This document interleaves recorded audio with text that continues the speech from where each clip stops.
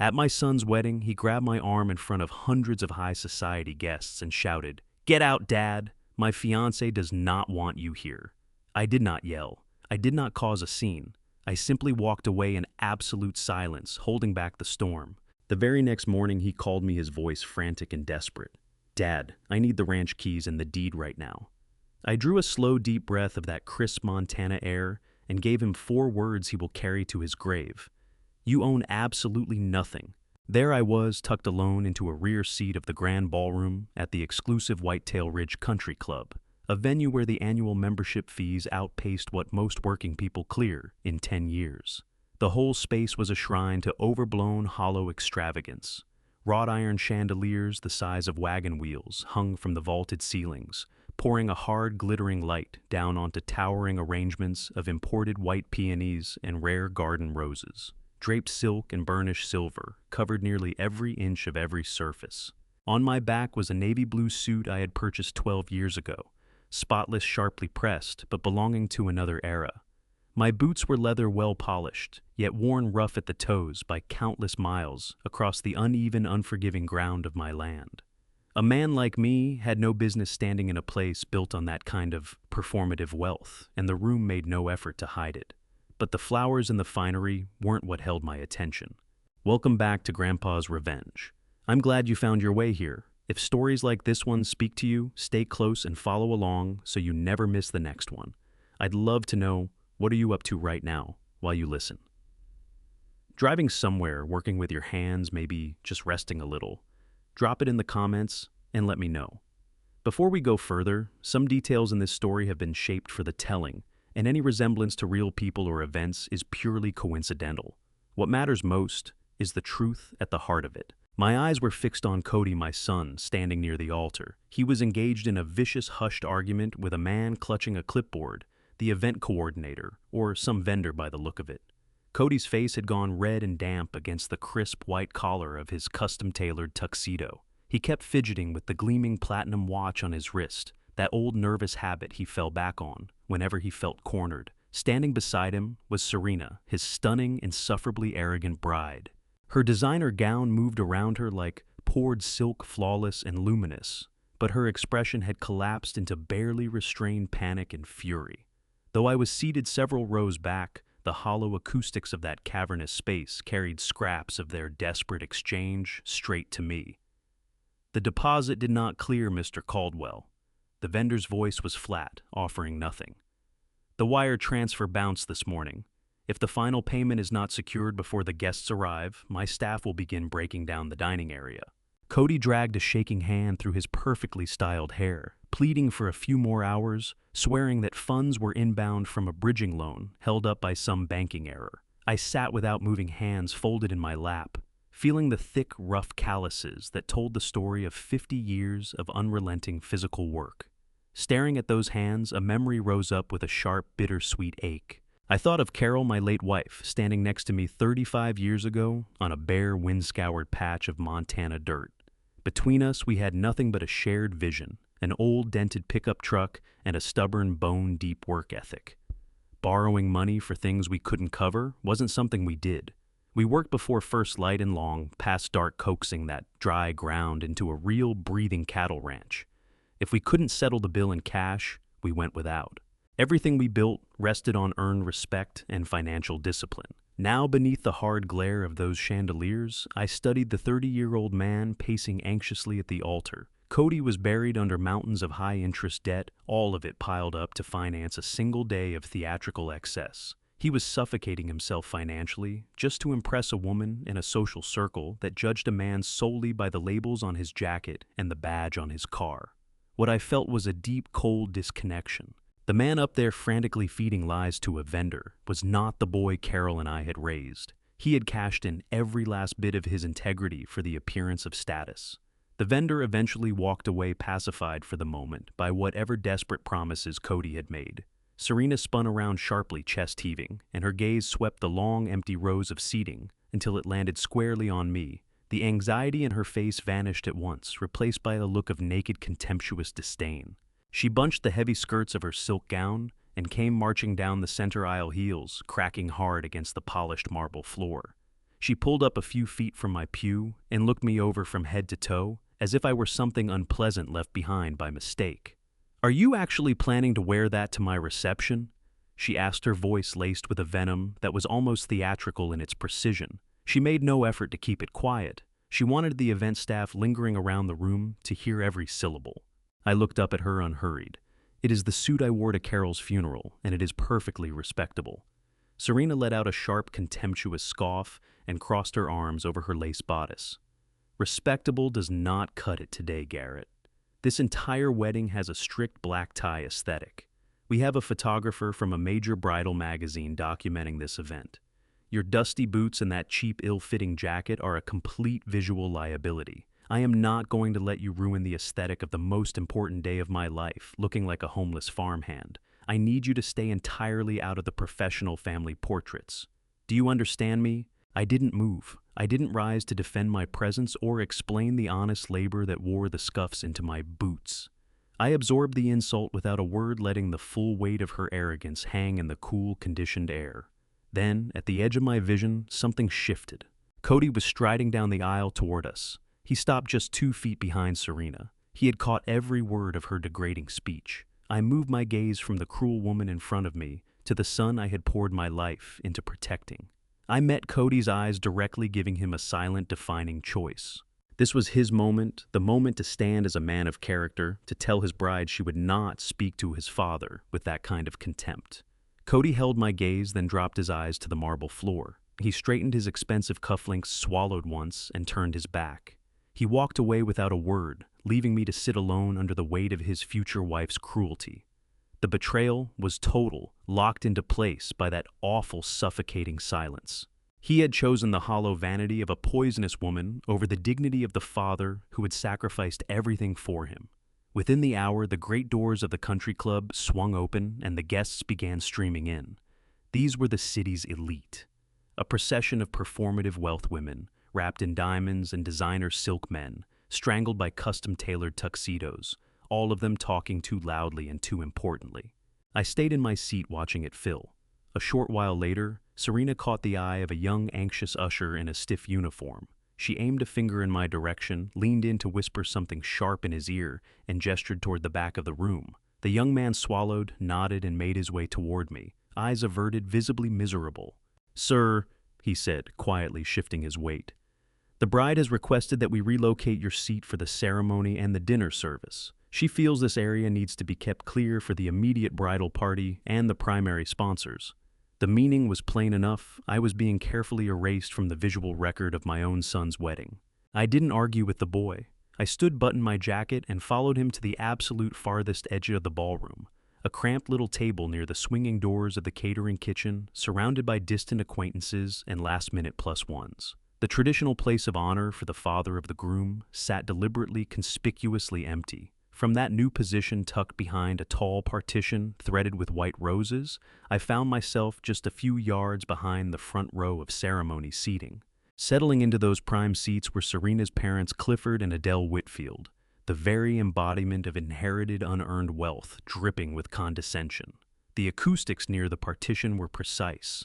Their hushed, cutting voices reached me with perfect clarity as they twisted around to stare at my isolated table by the kitchen doors. Clifford let out a dry, mocking laugh that sliced right through the ambient music. "Look at him back there," he whispered to his wife, shaking his head in disgust. Cody was not exaggerating in the slightest. The man literally looks like a hired farmhand who wandered in from the stables looking for a free meal, Adele replied with a long, theatrical sigh of false pity. "It is tragic, really. It truly is. Cody has worked so incredibly hard to elevate himself from that pathetic, dirt-poor background. Now he has to carry the financial burden of an aging, penniless rancher. We will have to be very careful, Clifford. We must make absolutely sure that Cody does not start draining Serena's trust fund accounts, trying to support that old man when he inevitably ends up rotting in a cheap nursing home." I sat without moving, taking in every word from the people who had raised the toxic woman my son was about to marry. Then a cold, clarifying wave moved through me. In that moment, I understood Cody had sold these people a carefully constructed lie. He had presented himself to this elite circle as a self-made man burdened by a broke, incompetent father, all to purchase his place in their world. He had turned my simple, honest life into a prop, a sympathy device to cement his standing in their family. I didn't rise from my seat to correct them. I didn't cross to their front row chairs and lay out the truth. I didn't tell Clifford and Adele Whitfield that the checking account bearing my name could comfortably buy the entire country club they were sitting in, golf course included. I simply endured the humiliating seating arrangement. I laced my calloused hands together in my lap and kept my eyes forward. What had begun as a private stinging slight had escalated into deliberate public erasure. The son I had loved, the boy I'd taught to fish and ride, no longer existed. Standing in his place was a desperate, dishonest parasite. Whatever remained of my parental obligation snapped clean right then. I felt no grief, no heartbreak either. What was left was something cold, precise, and entirely detached. The reception rolled by in a glittering smear of expensive champagne and hollow laughter. I stayed planted at my assigned table beside the kitchen's swinging doors, watching the spectacle play out across the room. The band drove loud, energetic music up into the high vaulted ceilings. Waiters in crisp white moved swiftly past me, silver trays loaded with shrimp cocktail and prime rib. I barely registered the food set before me. My attention was fixed on a single remaining obligation. In the inner breast pocket of my jacket, I carried a folded sheet of paper, a short speech, written weeks earlier at the heavy oak table back on the ranch sitting alone. Nothing grand or poetic about it, just an honest traditional toast from the father of the groom. Despite Serena's cutting remarks and the calculated isolation I'd endured all day, I felt a stubborn, unshakable duty to stand and deliver those words. I was doing it for Carol. My late wife would have expected me to get up and mark the milestone of our only child's wedding with something real. She would have wanted me to show these arrogant people what genuine dignity looked like. I pushed back my chair and stood. The heavy fabric of my old suit pulled across my broad shoulders as I worked my way through the maze of crowded tables. No one paid me any mind. These affluent guests were far too busy outperforming each other with inflated stories of their own importance. I moved steadily toward the elevated stage where the wedding band had just wrapped their opening set. A lone microphone waited on a metal stand at center stage, ready for the traditional remarks. I reached the wooden steps and climbed up. The floorboards gave a slight creak under my worn leather boots. I drew the folded paper from my pocket and pressed the creases flat with my rough thumbs. Then I looked out across the room. Hundreds of unfamiliar faces glowed beneath warm, golden light. Gradually, heads began to turn my way. The loud crosstalk around the room dissolved into a puzzled murmur as people registered the old man standing alone at the microphone. I moved my gaze to the center of the massive head table. Cody sat there, a crystal champagne flute frozen halfway to his lips. His eyes went wide with naked terror as he stared at me, clearly convinced the rough-handed rancher was about to humiliate him in front of his wealthy new family. I leaned in and tapped the top of the microphone. A dull thud rolled through the speakers, signaling the room that I intended to speak. I pulled in a slow, steady breath, ready to offer the first words of honor for my son. But before a syllable passed my lips, a streak of white silk came rushing across the stage. Serena. She moved fast, snatching the microphone directly from the stand before I could react. She didn't look at me. She didn't acknowledge that I was standing right beside her. Instead, she switched on a blinding, wholly manufactured smile, rotated her body toward the crowd, and projected her voice into the room, thanking everyone for coming. Her tone was shrill and aggressively cheerful. The room stirred in surprise, but she didn't miss a beat. She announced to the hundreds of assembled guests that tradition normally called for lengthy family speeches. At this moment, then gave a bright, empty laugh. She said that she and Cody had decided to skip all that tonight. They wanted to get straight to the dancing. She called on the band to keep the energy moving and hit the music now. The crowd erupted in cheers and applause, completely blind to the deliberate humiliation that had just unfolded on that stage. The band crashed into a high-tempo song, burying any chance I had to speak or respond. I stood motionless, holding my small, unread piece of paper. Then Serena wheeled around to face me, and the manufactured smile dropped away, entirely replaced by a cold, vicious sneer. She leaned close enough that I could hear her sharp hiss beneath the blaring music, told me to step down, said I had done enough damage for one day. Then she turned her back and swept off the stage to a cheering cluster of her bridesmaids. I didn't move. I looked past the dancing crowd and straight at the head table. Cody was looking directly back at me. He had seen exactly what his wife just did. He had watched the ultimate public disrespect dealt to his own father, and he did nothing. He simply dropped his gaze. He raised his champagne and took a long, slow sip, then sank low in his padded chair, hiding himself behind the towering white floral centerpieces. Watching that cowardly man duck behind those expensive flowers, my mind wrenched me back 20 years. A crisp autumn morning on the dirt trails of the ranch. Cody was 10 years old, sitting astride a stubborn and unbroken gelding named Copper. The horse had bucked without warning and thrown the boy hard into the dry Montana dirt. Cody sat there in the dust, crying, and too frightened to climb back into the saddle.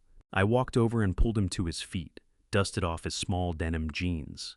I didn't coddle him. I told him that fear was a natural thing, but letting fear make his decisions was a choice he had to refuse. I told him that a man earns respect by standing his ground, meeting the challenge head on, and getting back on the horse. 10-year-old Cody wiped the dirty tears from his face, gave a fierce little nod, and climbed right back into that leather saddle. He looked down at me with absolute trust, and something close to reverence shining in his eyes. The boy on that horse 20 years ago had been brave and full of character. The man at the head table today was nothing but a coward. He had traded his backbone and his soul for a designer tuxedo and a borrowed seat in a world built on fake smiles and bounced checks. The realization landed like a physical blow. The son I had raised was gone completely. I folded the unread speech slowly and tucked it back into the inner pocket of my jacket. I turned and walked down the wooden steps of the stage, leaving the noise and the blazing lights behind me for good. I made my way down from the stage and moved away from the flashing lights. The air inside the grand ballroom felt thick and stifling. I threaded through the ring of circular tables, dodging the careless elbows of dancing guests and waiters rushing past with silver trays. I had no intention of causing a scene. I only wanted a quiet corner to collect myself before making my final exit. I found a shadowed alcove beside a massive marble pillar, just a few yards from the vacant head table. I stood there, spine-straight hands resting in my pockets, watching the frantic celebration of hollow wealth spinning faster and faster. The band drove a loud, brass-heavy song through the floorboards. Serena was nearby, crystal flute of pink champagne in hand. The liquid sloshed dangerously close to the rim of the delicate glass with each unsteady step she took. A tight cluster of bridesmaids moved with her, flowing together like a pack of well-dressed wolves wrapped in matching sage-green silk. Serena was clearly drunk.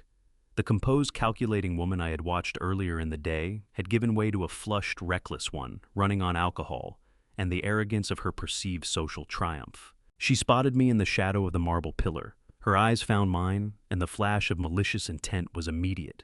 She veered off course, shouldering past a waiter and cutting straight toward my corner of the room. Her bridesmaids trailed close behind, whispering to each other behind their manicured hands. They fanned into a suffocating half-circle around me, pressing me against the cold stone at my back. The overpowering blend of their floral perfumes mixed with the sharp edge of alcohol. Serena pulled a large, sloppy drink from her crystal flute. She made no effort to keep her voice down. In fact, she pitched her words deliberately above the band, making certain the wealthy guests at the nearby tables caught every syllable. "I thought I told you to stay out of sight, Garrett," she said, her voice soaked in a toxic, syrupy condescension. "Why are you skulking around the head table like some stray dog angling for scraps?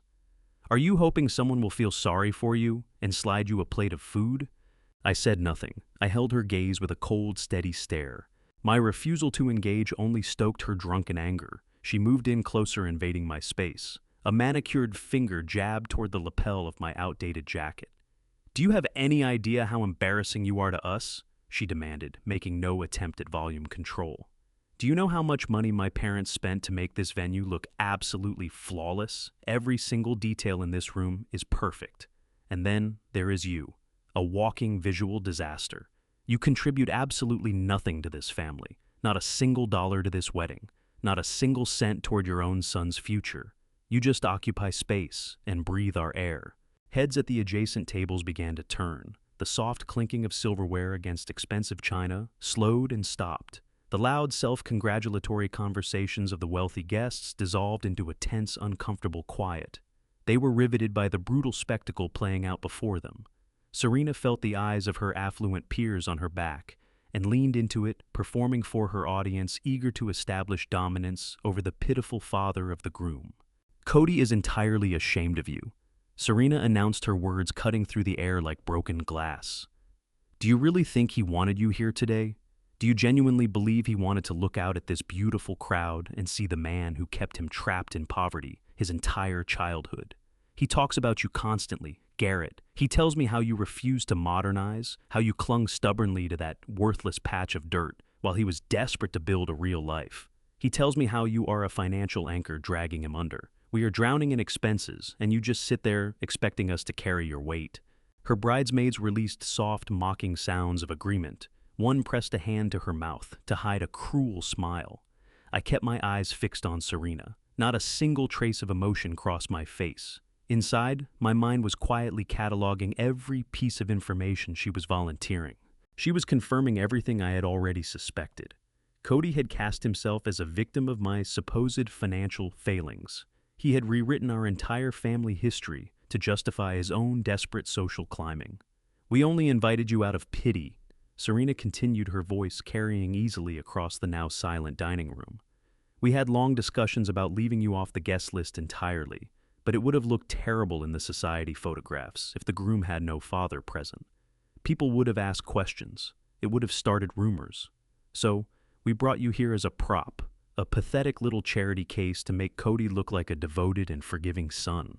We gave you a plate of food and tucked you in the back of the room so nobody would have to smell the dirt on your boots. And you couldn't even manage that right. You had to climb up on that stage and try to make a speech. You had to pretend you actually belong in a room with these people. She swept her champagne flute toward the watching crowd in a wide, unsteady gesture. Liquid sloshed over the rim and puddled on the polished floor. Nobody moved to clean it up. The music from the band seemed to bleed away, entirely swallowed by the sheer cruelty of the moment. Serena took another aggressive step forward. "You are nothing to him now," she sneered, abandoning any remaining pretense of restraint. "He is just an old broken man who failed his family. Cody is a Whitfield now. He belongs to my family. He belongs to this world. You have absolutely no place in his future. I want you to walk out through those front doors and go back to that miserable little shack you call a home. I want you to sit there in the dirt and accept the fact that your son has outgrown you. He does not need you. He does not love you. He simply pities you." The silence that followed her vicious speech was heavy and complete. The tension in the room was thick enough to choke on. Dozens of wealthy guests held their breath, waiting to see how the humiliated old rancher would respond to being publicly dismantled in front of high society. Adele and Clifford Whitfield watched from their prime seats with expressions of smug satisfaction. The bridesmaids stared at me with wide, expectant eyes. I did not raise my hand. I did not raise my voice. I stood there taking in the full, tragic reality of what my son had allowed his life to become. The venom pouring out of Serena was not the source of my pain. It was the absolute confirmation of my freedom. She believed she was shredding my heart. In reality, she was handing me the key to my own liberation. She was laying bare the precise nature of the rot that had taken hold of my family.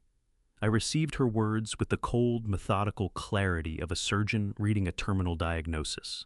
I looked down at her flushed, arrogant face and waited because I knew the scene wasn't finished. The final blow could not come from this toxic woman alone. The true and ultimate betrayal had to come from the man I had raised. The crowd stayed frozen in morbid fascination. The raw cruelty of Serena's public assault hung in the air like smoke, casting a dark shadow over the chandeliers and the white flowers. I remained an immovable object against the pillar. I would not give her the satisfaction of a reaction. I would not show her a single crack. The silence stretched on until it felt like its own weight. I could hear the faint sound of ice shifting in abandoned cocktail glasses. The waiters had stopped altogether, standing motionless along the paneled walls. The guests at the nearest tables leaned forward almost imperceptibly, unable to look away from the wreckage. I could see the reflection of the chandeliers glinting in Serena's hateful eyes. She was breathing hard, chest rising and falling, waiting for me to break. She wanted me to shout. She wanted a scene, wanted the perfect justification to have the security guards remove me to officially brand me as a volatile and unstable old man. But I had spent my whole life gentling wild horses and riding out Montana blizzards. I knew how to hold my ground against a storm. I looked at her with a chilling, absolute emptiness. I did not see a beautiful bride. I saw a hollow, desperate creature whose entire sense of worth was built on price tags and bank balances. A woman so deeply insecure that she needed to publicly humiliate a 70-year-old man just to taste a momentary feeling of power. My silence was a weapon she didn't know how to fight. The longer I stood there without flinching, the more her arrogant smile began to slip. The smug satisfaction on the faces of her bridesmaids curdled into something closer to genuine discomfort. They shifted nervously on their expensive heels, trading uncertain glances with each other. They had expected an easy target. They had expected a shattered, weeping old man groveling for his son's affection. What they got instead was a brick wall. I slowly pulled my gaze from Serena and let it sweep across the sea of silent, staring guests, making deliberate, uncomfortable eye contact with the wealthy onlookers who had so thoroughly enjoyed my public humiliation. One by one, I watched them look away, suddenly absorbed by their expensive plates or discovering an urgent fascination with their crystal wine glasses. Cowards. Every last one of them. They inhabited a world where cruelty was perfectly acceptable, provided it was delivered by someone in a designer gown. My gaze eventually settled on the head table at the far end of the room. The tension had reached an absolute breaking point. The entire grand ballroom was suspended in held breath, waiting for the inevitable end to this grotesque display. I stood without moving, feeling the familiar weight of my old suit and the solid comfort of my scuffed leather boots. I had endured 50 years of drought and punishing labor on the ranch. This room full of parasites wasn't going to break me. I steadied myself for the final confrontation, knowing the complete fracture of my family was only seconds away. The heavy stillness was finally shattered by the sound of rapid footsteps. I kept my eyes forward and watched the crowd peel apart like water. Cody was moving toward me at a hard pace.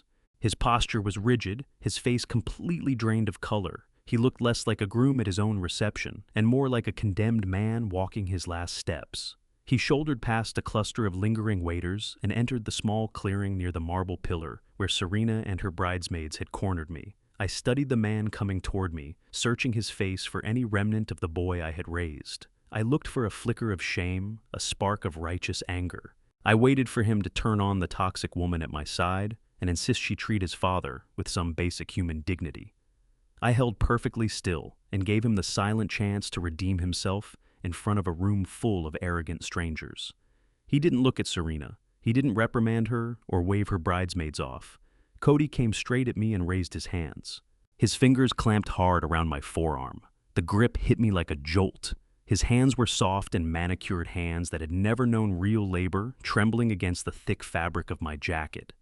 I looked down at his grip, then raised my eyes to meet his. His pupils were blown wide with panic. Sweat beaded across his forehead, and his expensive cologne had been completely overtaken by the raw, bitter smell of fear. He was terrified of losing the shallow world he had married into, terrified that the wealthy audience around him would see through the facade and recognize him as a desperate fraud who crawled up from the dirt. He tightened his grip and tried to steer me toward the exit. I planted my boots into the polished floor and didn't move an inch. I forced him to look directly at me. I made him take full ownership of what he was doing. Cody swallowed hard. His jaw trembled. He leaned close and forced out the words that would sever our bond for the rest of eternity. "Get out, Dad!"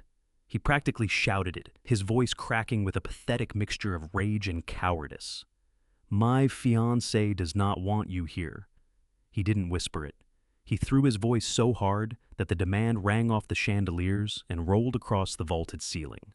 He wanted his new high society family to hear him clearly. He wanted Clifford and Adele Whitfield to know he was willing to sacrifice his own flesh and blood to secure his seat at their table. The words hung in the stifling air of the ballroom. They struck my chest with the force of a physical blow, but they did not break my heart. What they did was shatter the final illusion I had been carrying about my son. In those few agonizing seconds, the emotional bond that had held me to Cody for 30 years snapped clean through. The deep paternal love I had carried since the day he was born dissolved into the cold, conditioned air. It was a strange, hollow feeling, not grief, not the crushing weight of sorrow, just emptiness. I looked at the stranger holding my arm. I stripped away the designer tuxedo and the expensive watch and the carefully arranged hair and looked straight into his core. There was nothing there, nothing but a hollow, desperate parasite. I gave him a cold, unreadable look, no anger, no plea for mercy. Just the flat gaze of a man staring at something already dead. Cody felt the total absence of my love. The frantic energy drained from his face. His lower lip began to tremble. He fought to hold his aggressive stance, but his soft fingers loosened their grip on my forearm, then let go entirely. He couldn't hold my eyes for more than 3 seconds. He looked down at his polished shoes, unable to face the devastating truth of his own weakness. I didn't waste a single breath on a ghost. I turned my back on Cody and Serena and started the long walk toward the heavy oak doors at the front of the country club. The crowd of wealthy guests parted immediately, opening a wide, unobstructed path to the exit. I walked at a slow and deliberate pace. My scuffed boots clicked steadily against the marble floor, a ticking clock marking the end of an era. Nobody spoke. The band stayed silent on the stage. The waiters stood motionless against the walls. Hundreds of eyes tracked my solitary walk across that vast room. I kept my head up and my shoulders back. I didn't look left or right. I paid no attention to the pitying stares or the smug faces of those who believed they had just watched my final defeat. I reached the grand entrance and pressed the heavy brass handles. The oak doors swung open and I stepped out of the airless vanity of the ballroom and into the crisp, cleansing night air of Montana. The cold hit my face like a wave of ice water. I crossed the sprawling parking lot, moving past rows of imported luxury sedans and gleaming sports cars until I found my old dented pickup truck sitting beneath a flickering amber street lamp in the far corner of the lot. I hauled the heavy door open and climbed in. The familiar smell of motor oil and worn leather settled around me like a protective shell, the smell of honest work and unyielding integrity. I pulled the door shut and locked it, sealing out the toxic world I had just left behind. I sat in the dark for a long time, eyes fixed on the glowing facade of the country club through the dusty windshield. My hands rested on the steering wheel. I braced myself for the pain I expected to arrive. I steeled myself for the devastating rush of sorrow a father is supposed to feel when he loses his only child, but the grief never came. The hollow space in my chest didn't fill with tears. It filled instead with something cold, pure, and razor-sharp tactical clarity. The emotional haze that had clouded my thinking for the past year burned completely away. I began working through it with the cold precision of a predator sizing up a vulnerable target. I thought about Cody and his frantic confrontation with the wedding vendor earlier in the day. I turned over the bounced wire transfer, the desperate bridging loan. The pieces assembled themselves with terrifying clarity. Cody was flat broke. He had leveraged his entire existence to sustain a lifestyle he couldn't afford, buried under mountains of high-interest debt. And then, the most important realization surfaced. I understood exactly how he had managed to secure those massive loans in the first place. He had used my land. He had put up the sprawling acres of the ranch as collateral, operating under the assumption that he was the rightful and legal heir to the property. Cody had written me off as nothing more than a weathered old squatter, clinging to the land my late wife had left me. His entire fraudulent operation rested on the arrogant belief that the deed to my valley was already his. A slow and grim understanding settled over me in the quiet cab of my truck. Cody hadn't simply insulted me. He had moved to steal the legacy that Carol and I had poured our blood into building. He had placed my home and everything I'd worked for on the auction block, just to bankroll a few hours of manufactured glamour and a lifetime of hollow approval. He had crossed a line that could never be walked back. I reached out and turned the key in the ignition. The old engine growled to life with a deep and steady rumble that moved through the floorboards beneath me. I put the truck in gear and rolled slowly out of the country club parking lot. In my rearview mirror, the glowing lights and towering floral arrangements shrank and disappeared. I made my way through the dark and winding mountain roads, heading back toward the sprawling valley that was mine and mine alone. My mind moved quickly through calculated strategies and devastating countermoves. I was no longer a grieving father mourning a wayward son's choices. I was a multimillionaire land baron who had just identified a serious threat to everything he owned. Cody and Serena believed they had taken the victory by ejecting me from their reception. They had not the faintest idea that their cruel little public display had just triggered the very mechanism of their own undoing. I drove through the heavy iron gates of my ranch and pulled up near the wooden porch of my simple cabin. The night was wide and utterly still. I stepped out and looked out across the rolling hills and the dark pastures stretching for miles in every direction. Every single blade of grass, every drop of water in this valley, I owned it all. Decades of accumulating wealth in complete secrecy had been my way, always preferring the quiet dignity of a plain life over the loud and vulgar performances of the people I'd just left behind. Cody had mistaken my humility for weakness. He had mistaken my silence for ignorance. I climbed the wooden steps of my porch and unlocked my front door. I left the lights off. I moved through the dark hallway and went directly to my small office. I swung open the heavy steel safe concealed behind a bookshelf and drew out a thick stack of legal documents and property deeds. I spread them across the desk and lit them with the soft glow of a small iron reading lamp. I ran my calloused fingers over the crisp pages and their official seals. The trap was already in place. Cody had raised his entire fragile world on a foundation of shifting sand, and I was the only one who controlled the tide. I knew with complete certainty that his creditors would come calling soon. I knew that the unpaid vendors and the high-interest loan sharks would be demanding their money within days. I settled into my leather office chair and leaned back into the shadows. I was entirely prepared for what morning would bring. I knew that when daylight came, Cody would finally grasp the catastrophic scale of his financial crisis. I knew he would scramble to push through whatever fraudulent commercial deal he had awasted to keep himself from total collapse. And I knew that when the panic fully took hold, he would reach for his phone and call the pathetic old rancher he had just thrown away. I folded my hands on the desk and waited for the dawn. The era of my unconditional patience was officially finished. The era of absolute and silent correction had begun. I stared through the window of my dark office, watching the moonlight lay long silver shadows across the wooden floorboards. Every tick of the clock on the wall felt like a steady drumbeat marching toward an unavoidable collision. The events of the evening replayed in my mind, not as a source of pain, but as a tactical inventory of my enemies and their vulnerabilities. Serena with her shrill voice and Cody with his terrified eyes were both perfectly legible to me now. They were driven entirely by the dread of being exposed as frauds, so desperate to hold up their illusion of supremacy that they were willing to sacrifice anything and anyone standing in their way. I thought about the Whitfields sitting in their front row seats passing judgment on my boots and my suit, while their own daughter married a man who was quietly bankrupting himself just to impress them. The whole social circle was a house of cards waiting on a single gust of wind to bring it all down. I was that wind. I had the power to dismantle their carefully constructed reality with one phone call or one signature. But I would not rush the execution. I would not move from impulsive anger. I would let the crushing weight of their own debt and arrogance do the heavy lifting for me.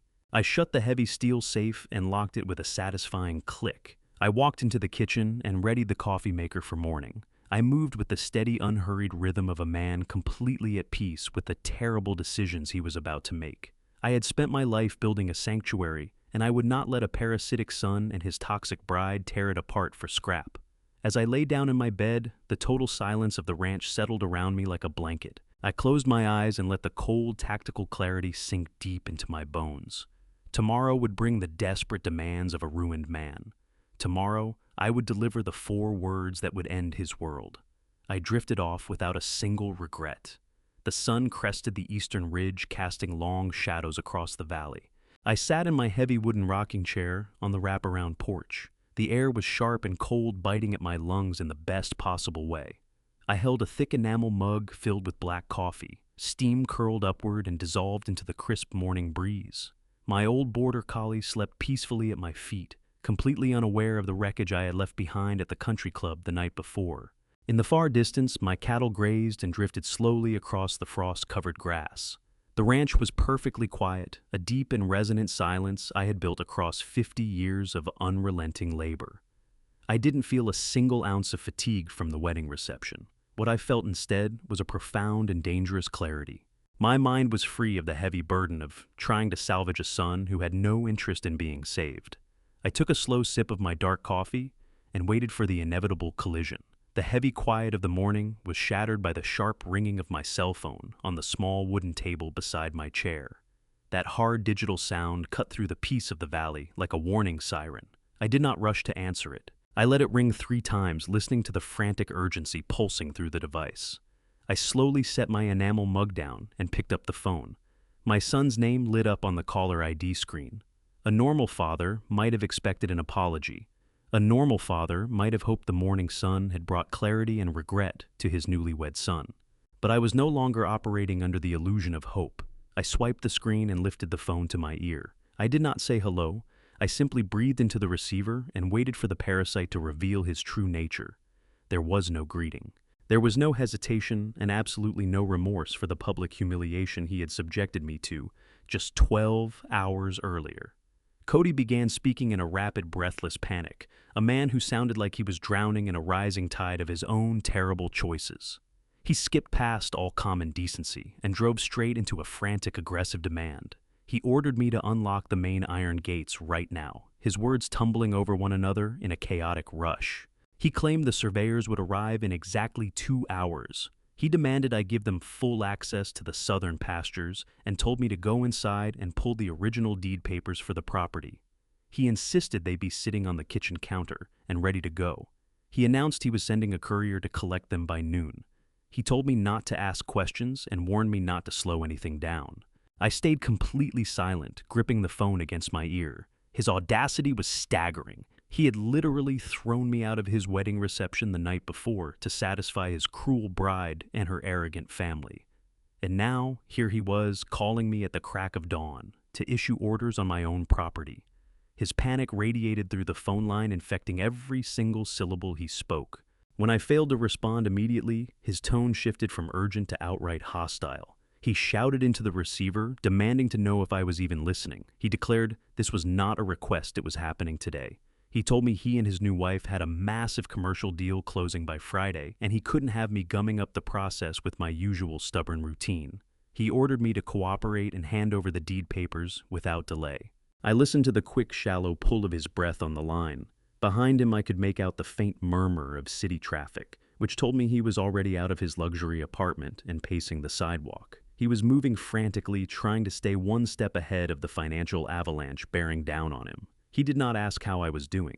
He did not ask whether I'd made it back to the valley safely after being banished from his extravagant celebration.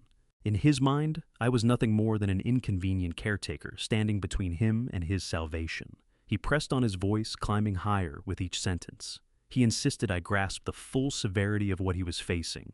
He admitted that the bridging loans they had taken out to cover the wedding and the down payment on their new condo were maturing in 3 days. He complained that the interest rates were astronomical. He told me the bank was threatening to freeze all their accounts by the end of the week if they didn't receive the finalized land transfer documents. He admitted they had used the southern acreage as collateral. He explained that the commercial developers were ready to close the purchase, but they required the original physical deed to sign off on the escrow. He warned me that if I didn't get those papers to his courier today, he and his wife would be completely ruined. The sheer entitlement soaked into every word of his confession hung in the cold morning air. He was openly telling me he had leveraged the very ground I had bled over for 5 decades just to fund a single day of manufactured glamour. He had pledged the pastures where his mother and I had worked ourselves hollow simply to buy a temporary seat in a world full of wealthy parasites.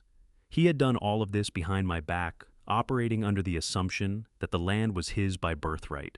He believed that because his mother had passed, the entire valley was automatically his, and that I was nothing more than an aging squatter marking time until I was gone. I kept my mouth completely shut. I let the silence stretch across the cellular connection, forcing him to sit with the agonizing emptiness of my non-response.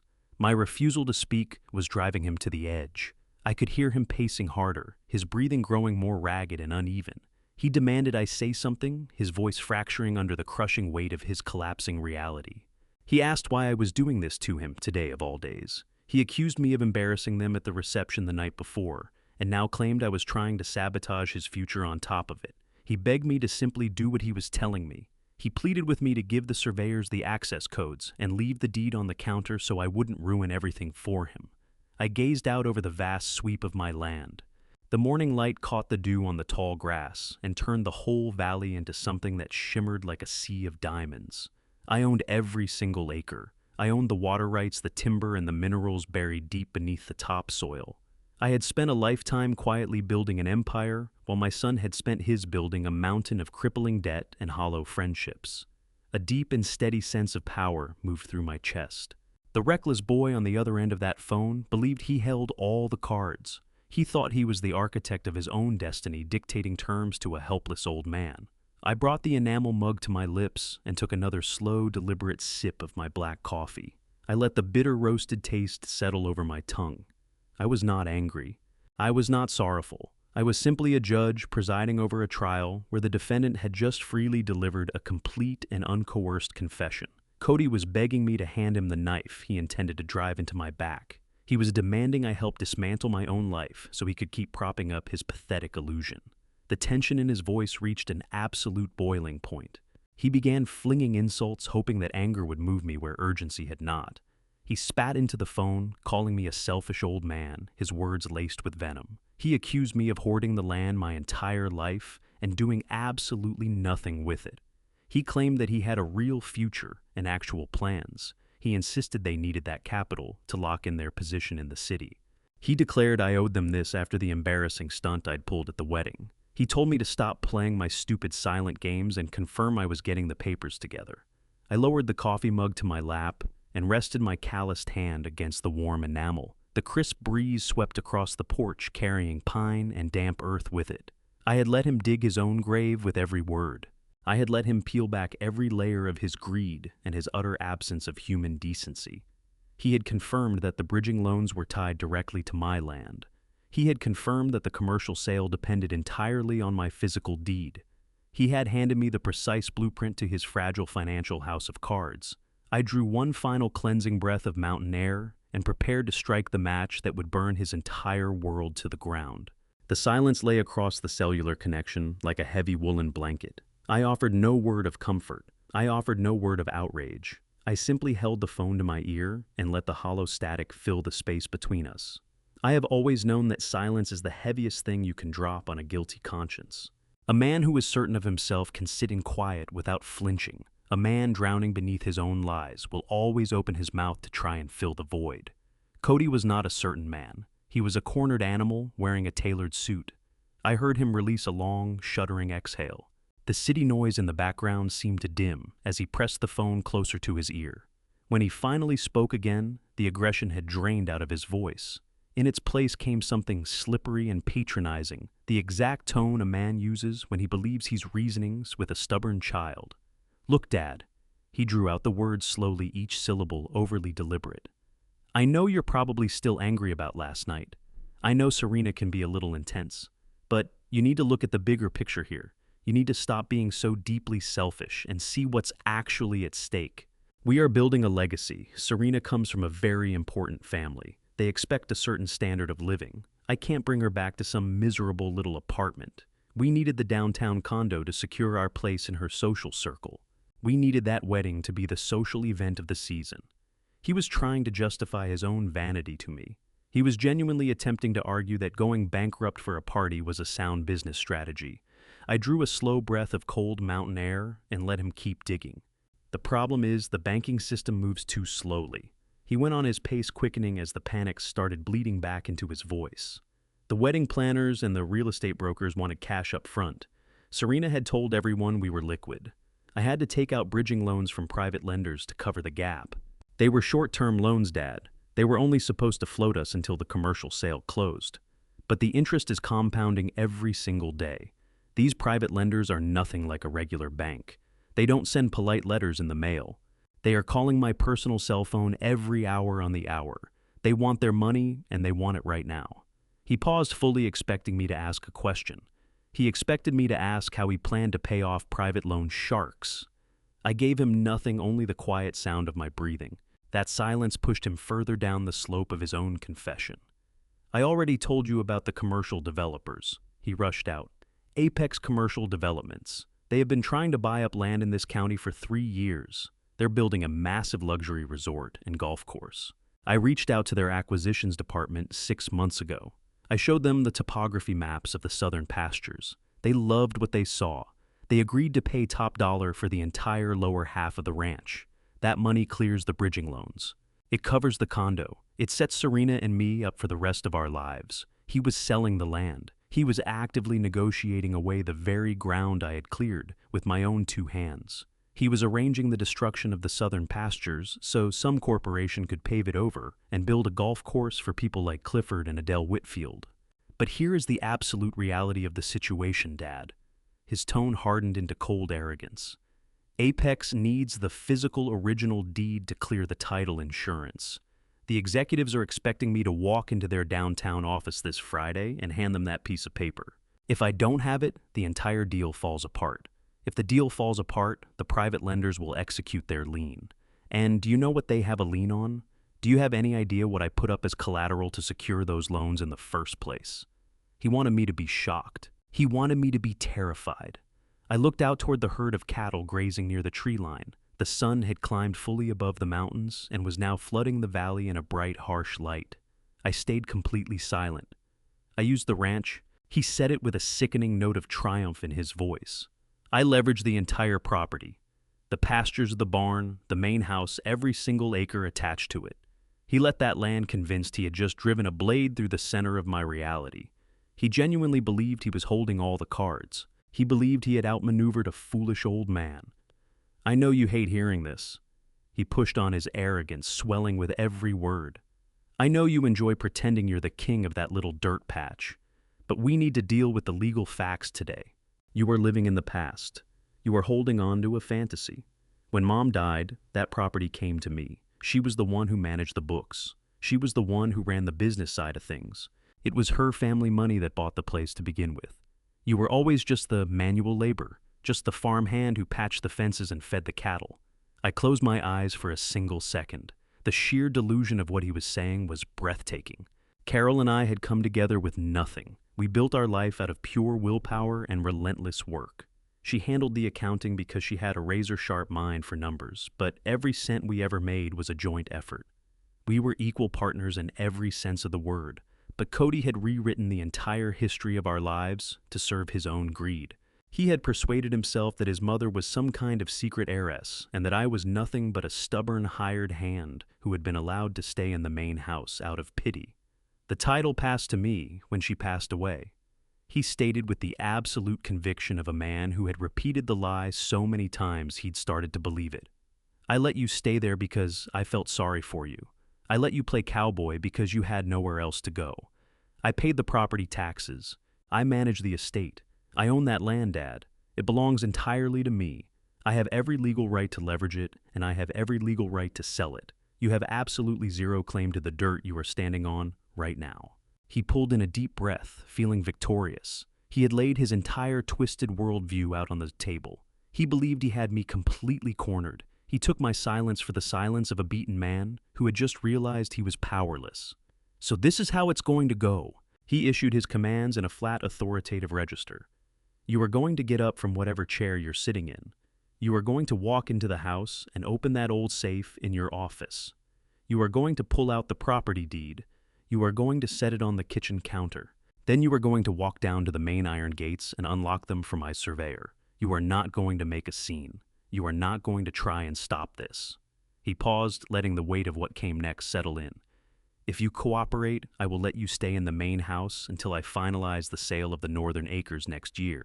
If you fight me, I will have the private lenders evict you before the end of the month. You will have nothing at all. You will be standing on the street with just the clothes on your back. Don't make me ruin your life over a piece of paper. Do you finally understand the position you are in? I opened my eyes and looked up at the bright blue Montana sky. The air was perfectly still. I had let him fire off every round he had. I had let him lay every single card face up on the table. He had confessed to staggering financial recklessness. He had confessed to leveraging property he believed was his to claim. He had confessed to trying to sell my life's work to a commercial developer, to bail himself out of a mess of his own making. And most critically, he had exposed the core delusion that was about to bring about his complete destruction. He genuinely believed he owned the ranch. I set the enamel coffee mug down on the wooden floorboards of the porch. I sat up straight in my rocking chair.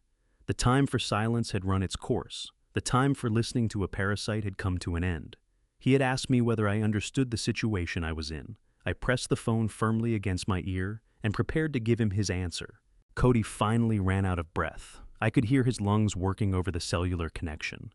The frantic energy that had powered his arrogant tirade was completely spent. He had hurled every threat and every demand he owned against a brick wall. He was breathing hard, waiting for me to surrender. He fully expected me to buckle and accept his terms. He truly believed his aggressive performance had delivered him the victory. I let the silence stretch across the miles, separating my quiet valley from his chaotic city. I wanted the dead air to wrap around him like a shroud. I wanted him to feel the full hollow weight of his position before I took it apart piece by piece. I reached down and lifted the enamel mug from the floorboards. The coffee had gone lukewarm in the crisp morning chill, but the bitter roasted taste was exactly what the moment called for. I took one slow, deliberate sip. I let the dark liquid settle in my chest. I pressed the phone firmly against my ear. I did not raise my voice. I did not project anger or malice. I spoke with the calm, unshakable authority of a man who owns the ground beneath his feet. I told him to listen to me very carefully because I was only going to say this once. I told him 4 words. "You own absolutely nothing." The line went completely silent. I could hear the faint, faraway wail of a siren somewhere in the city behind him. But Cody himself had stopped breathing. The arrogant bluster vanished in an instant. I did not give him a single second to collect himself. I did not give him room to argue or retreat into his delusions. I began methodically dismantling the pathetic fantasy he had been inhabiting for the past 10 years. I told him his mother was a brilliant woman. I told him Carol managed the books because she was meticulous and sharp. But I told him that every single acre of this valley was bought with money we had earned together as equal partners. I told him that when his mother passed away, she did not leave the ranch to him.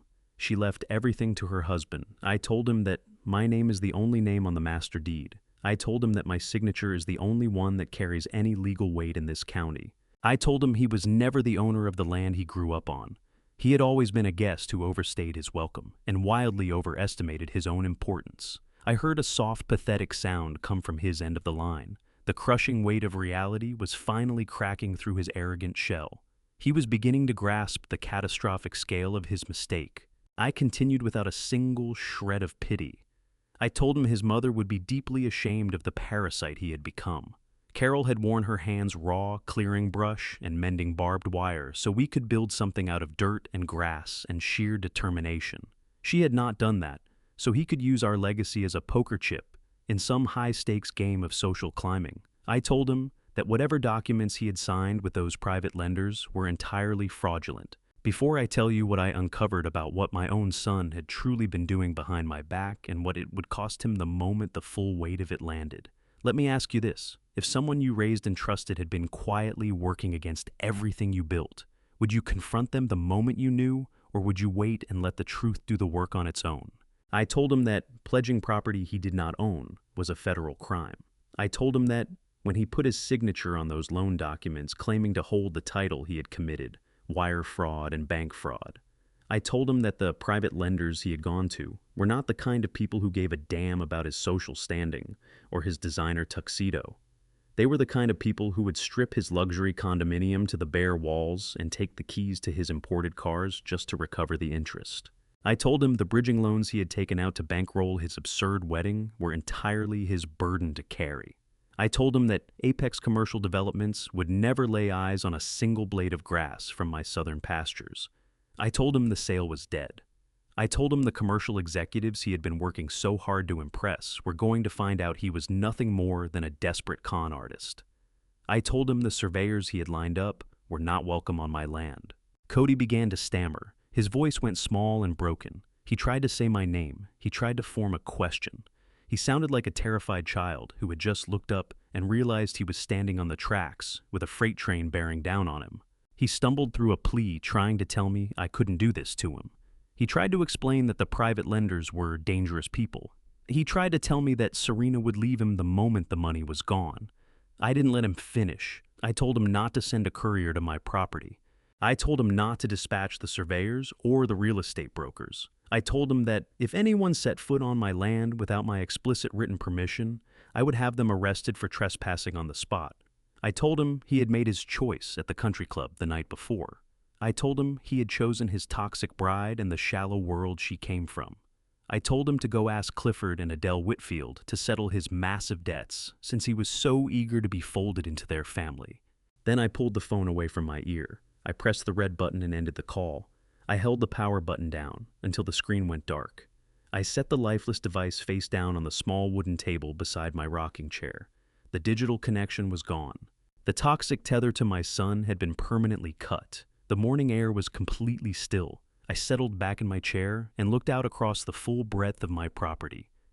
I knew exactly what was unfolding in the city at that very moment. I knew Cody was staring at his phone with a look of absolute horror spread across his pale face. The reality of what he had done was coming down on him like a collapsing wall. He was trapped inside a luxury apartment he could not afford, next to a vicious woman who would walk the moment she understood his wealth was a fiction. He had built his entire identity on a lie.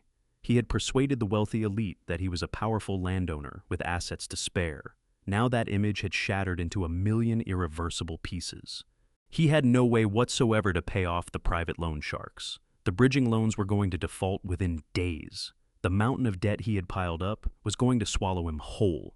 The creditors would be ringing his personal cell phone within the hour. The bank would freeze his accounts exactly as he had predicted it would.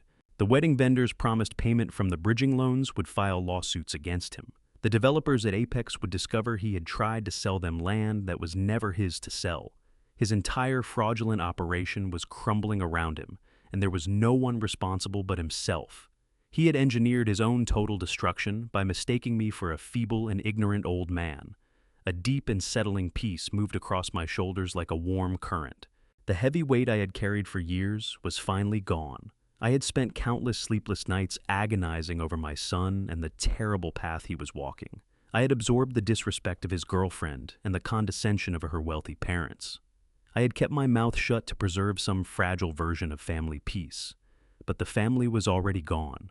It had died the moment he threw me out of his wedding reception. I pushed up from my rocking chair. My old border collie stretched his legs and rose beside me, tail moving. I walked down the wooden steps and put my boots on the cold morning grass. I had miles of fencing to check and horses to feed. I had a working ranch to run. The frantic troubles of a bankrupt fraud in the city were no longer any concern of mine. I headed toward the big red barn, pulling in the sharp scent of pine and damp earth with every breath. The valley was mine.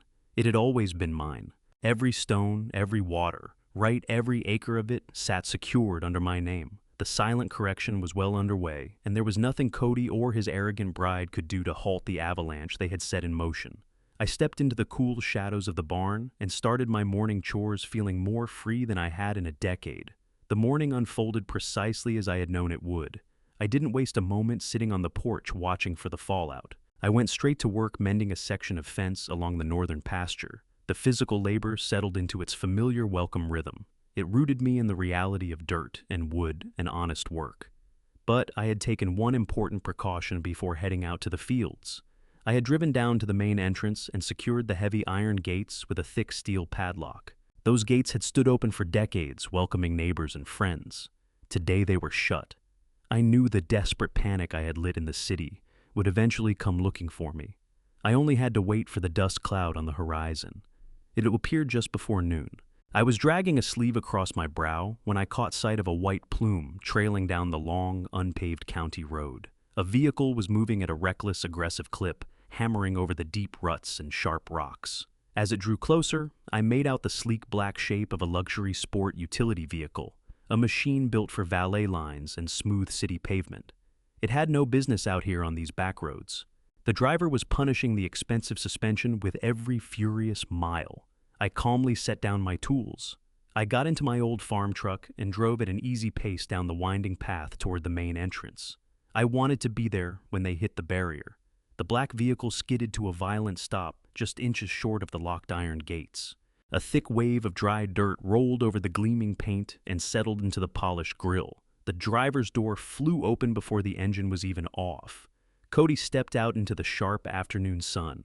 He was no longer in his custom-tailored tuxedo, but his expensive designer casual wear looked just as absurd against the backdrop of my rugged valley. He was breathing hard, his face flushed a deep and blotchy crimson. The passenger door swung open a moment later. Serena stepped out onto the gravel. She had on pointed shoes and a delicate silk blouse entirely wrong for the dust swirling around her ankles. The polished, arrogant bride from the country club had completely vanished. In her place stood a frantic and vicious woman, whose financial lifeline had just been severed at the root. I parked my truck about 50 ft back from the entrance. I climbed out and covered the rest of the distance on foot, stopping well behind the solid iron bars. I didn't speak. I stood with my hands resting in my pockets and watched the two of them come apart. Cody seized the heavy metal gates and threw his weight against them in a graceless, furious rage. The thick iron didn't move. The steel padlock held the chain firm against every desperate pull. He shouted my name, demanding I open it immediately. His voice rang out across the empty field and disappeared into the vastness of the Montana mountains, small and hollow. I did not reach for my keys. I did not move a single step forward. I simply watched the panic consume him. When Cody understood that brute force was useless, he fell back on the only weapon he had left. He tried to bully me. He pressed his face between the iron bars and shouted that I was making a monumental mistake. He ordered me to stop playing these insane games. He told me the commercial surveyors were sitting in a hotel downtown waiting on his call, and that every hour I stalled was costing him thousands of dollars. He claimed I was suffering a severe mental breakdown, and that he would hold me personally liable for the financial damages piling up. Before I could even process his ridiculous threats, Serena shouldered her way to the front of the gate. She pushed Cody aside with a frustrated growl. The carefully maintained mask of high society elegance had completely melted off her face. Her eyes were wide and erratic. Her immaculate makeup was smeared from the sweat and stress of the long, frantic drive from the city. She wrapped her manicured hands around the iron bars and began screaming at me with a shrill, piercing fury. She made no effort to conceal her contempt. She yelled that I was a delusional and pathetic old man. She shrieked that I had absolutely no legal standing to lock them off their own property. She jabbed her finger through the gaps in the metal and declared that the ranch belonged entirely to Cody. She insisted his mother had left it to him and that I was nothing more than a squatter who had lost his mind entirely. She told me I was a jealous and bitter failure trying to destroy my son because I couldn't bear to watch him succeed in a world I could never enter. She demanded I open the gate right that second before she called the authorities and had me physically removed from the premises. I listened to her vicious tirade without so much as blinking. The sheer audacity of her demands was almost fascinating to observe. She was standing on the wrong side of a locked gate, screaming for access to an empire she believed she owned, simply because she had married a man who had lied to her. She genuinely believed her shrill voice and arrogant posture could command the earth to rearrange itself at her feet. She was completely blinded by her own greed. She thought insulting me would bully me into submission the same way it had worked on Cody. Cody jumped back into it, feeding off his wife's aggressive energy. He shouted that he was done asking. He said he was coming onto the property whether I wanted him to or not. He threatened to drive his expensive vehicle straight through the iron barrier if I didn't produce the keys. He screamed that I was completely disconnected from reality and that he was about to take full control of the situation. He beat his soft fists against the unyielding metal, producing a dull clang that sent a handful of birds scattering from the nearby trees. The two of them were staging a massive public tantrum, like a pair of spoiled children told they couldn't have the expensive toy they'd been promised. I held my absolute unnerving silence. I looked at the dark tire marks their vehicle had dug into my dirt road. I watched the dust settling across their designer clothes. They were completely out of their element. They had driven 2 hours burning on nothing but raw desperation, just to beat their hands against a locked gate they could never open. They hadn't come to apologize for the wedding. They hadn't come to repair a fractured family. They came because their accounts were draining fast and the loan sharks were closing in on their luxury condo. They came to intimidate a man they had decided was weak. Serena raised her voice even higher, her screaming edging into pure hysteria. She yelled that I was sick in the head. She shrieked that no one would take the word of a crazy old farmer over a successful young couple. She swore they would haul me into a courtroom and put my delusions on display for the whole world to see. She told me I was going to die alone in a state facility with nothing to my name. Her words were engineered to terrify. They were designed to crack my resolve and make me surrender the keys, but her threats were built entirely on ignorance. I looked her straight in the eyes. I let her see the cold and barren place where my patience used to be. I did not argue her absurd claims about the property. I did not defend my mental faculties. I simply stood there still as a stone cut from the mountain itself. The solid iron gate between us was the only answer they required. They were trapped on the outside of my world, pressing their faces against the bars. Their loud, frantic threats were nothing but hollow sound, dissolving into the vast and quiet valley. They were drowning, and they had just realized the only lifeboat within reach was moored firmly to the shore, and I was the one holding the rope. That heavy iron gate stood between us like the boundary of two entirely different worlds. I watched the dust settle around the tires of their ridiculous vehicle. Cody had finally stopped rattling the bars. His hands were red and raw from hammering the unyielding steel. He stumbled back a step, dragging a hand across his sweat-damp forehead. The frantic, panicked energy that had driven his arrival was beginning to curdle into something colder and darker. He glanced over at Serena, who was still gripping the bars and heaving with rage. They traded a look I recognized immediately. It was the look of two cornered predators accepting that intimidation had failed and deciding to go straight for the throat. Cody pulled himself upright, grasping for whatever fragments of dignity he had left. He smoothed the front of his designer shirt and stepped directly up to the gate, wrapping both hands around the iron. He pushed his face as close to the gap as the bars would allow. When he spoke again, the desperate shrieking was gone. What replaced it was a cold, deliberate drawl. It was the voice of a coward rehearsing how to sound dangerous. He told me I had made my point. He said I had thrown my little tantrum and shown the world just how bitter and resentful I truly was. Then his voice dropped into a quiet, sinister register that carried easily across the few feet between us. He told me that what I had done today wasn't mere stubbornness. He said it was evidence of severe and rapid cognitive decline. He held my gaze and declared that I was entirely detached from reality. He said, my delusions about owning the valley, my absurd claims about the deed, my irrational hostility toward my own family. These were the textbook symptoms of advanced senility. I did not flinch. I did not drop his gaze. I let him lay out the full architecture of his wicked scheme. He told me he had no intention of allowing a mentally incompetent old man to sabotage his commercial deal. He explained with a sickening satisfaction that he was going to drive straight back to the city and retain the most aggressive medical attorneys that money could buy. Or at least the money he still imagined he had. He promised to file an emergency petition for adult guardianship before the courthouse closed that very day. He said he would stand before a judge and testify under oath that his father had lost his mind. He would tell the court I was a danger to myself and to the estate he supposedly owned. Serena moved up beside him, her eyes bright with malicious delight. She leaned into the bars and added her own venom to the mixture. She told me with a cold, mocking smile that state medical facilities were not known for their comforts for wards of the court. She described small, sterile rooms with locked doors and barred windows. She said I wouldn't be allowed outside. I wouldn't be permitted to see the mountains or draw a breath of fresh air. I would be fed bland food on a plastic tray and watched over by indifferent orderlies. She promised they would take my truck, my boots, and my freedom. She told me I would spend whatever years I had left staring at a blank wall while they leveled my pastures and poured concrete over my memories for a golf course. Cody nodded along, his face twisted into an ugly mask of superiority. He said that once the judge granted the medical guardianship, he would have absolute total authority over every aspect of my life. He told me he wouldn't even need my signature on the deed anymore because the court would grant him the power to sign in my place. He threatened to have the local sheriff drive out to the ranch with a medical transport van to remove me by force. He told me I'd be strapped to a gurney and taken away from my home like a dangerous animal. Then he gave me his final ultimatum.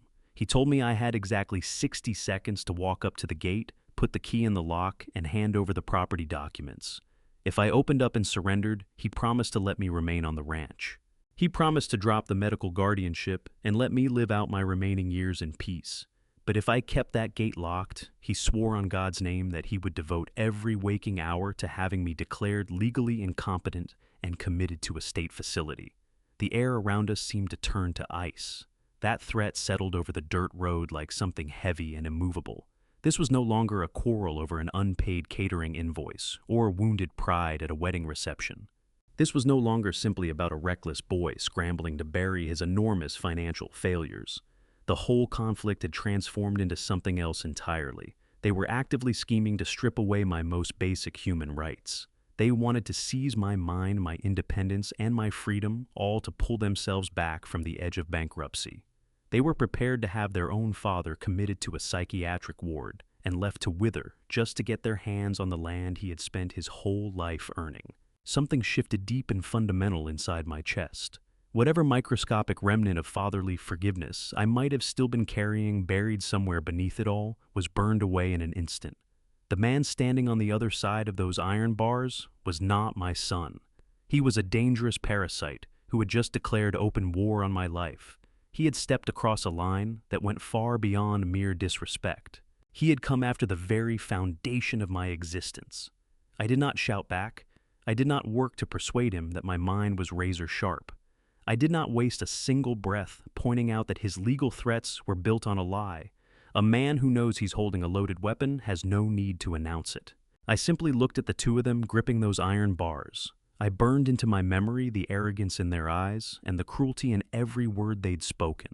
I wanted to carry a precise image of how they looked in that moment of peak false confidence. Then I did the one thing that could truly break them. I turned my back. Not one word left my mouth. I pivoted slowly, gravel grinding beneath the heavy soles of my boots. I walked away from that gate with a steady, unhurried stride. I did not glance back over my shoulder. I did not pick up my pace. I moved with the deliberate calm of a man who holds absolute authority over his own ground. The reaction was immediate. The cold swagger Cody had been projecting shattered the instant he understood I was walking away, that his ultimate threat, his promise to have me hauled off to a medical facility, had not produced so much as a flicker of fear. It had not bent my resolve by a single degree. It had earned him nothing but my complete and total dismissal. He began to scream. The cool, measured drawl dissolved entirely, replaced by something shrill and frantic. He seized the iron bars and threw his weight against them in a fresh surge of violent desperation. He screamed my name again and again, his voice tearing raw at his own throat. He demanded I turn around. He ordered me to come back and face him. He screamed that he wasn't bluffing, that the medical transport van would be pulling up by nightfall. Serena joined in her voice, climbing to a hysterical pitch. She screamed that I was a dead man on borrowed time. She shrieked that they were going to bulldoze the cabin with everything I owned still inside. They had come completely undone, hurling every verbal stone they could lay hands on, desperate for something, anything to make me stop and turn back. I reached the driver's side of my old farm truck. The metal door handle had gone warm from the midday sun. I pulled it open, climbed into the cab, and settled onto the worn bench seat. I rolled the window up, sealing myself inside the quiet of the cab. I turned the key, and the old engine growled to life, a deep, steady rumble that swallowed the frantic screaming from the gate without effort. I put the truck in gear and eased down on the accelerator. I drove away from the main entrance, leaving them standing in a rolling cloud of my dust. I watched them shrink in the rearview mirror, smaller and smaller, until they were nothing more than two tiny, frantic silhouettes pressed against the locked iron.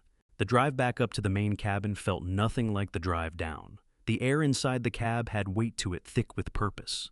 Cody had believed that threatening to institutionalize me would force my surrender. Instead, it had forced my hand. He had pushed the situation to a level that now demanded complete and total annihilation. I parked beside the porch and cut the engine. I sat in the stillness for a moment, feeling the cool leather of the steering wheel under my calloused palms. They wanted to use the law to destroy me. They wanted boardrooms and attorneys and legal fine print to steal my valley and lock me in a cage. It was clear to me right then that keeping the gates closed was no longer sufficient. I couldn't simply outlast them. I had to meet them on their own battlefield and reduce it to ash. It was time to put the true weight of my empire to work. It was time to call a man who knew how to dismantle a life using nothing but ink and paper. I pushed open the truck door and stepped out into the crisp mountain air, ready to set the final execution in motion.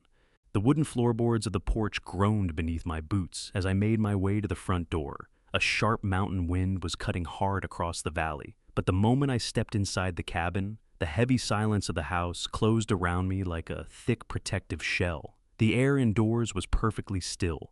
It carried the smell of old leather-roasted coffee and the sweet familiar scent of pine wood crackling in the hearth.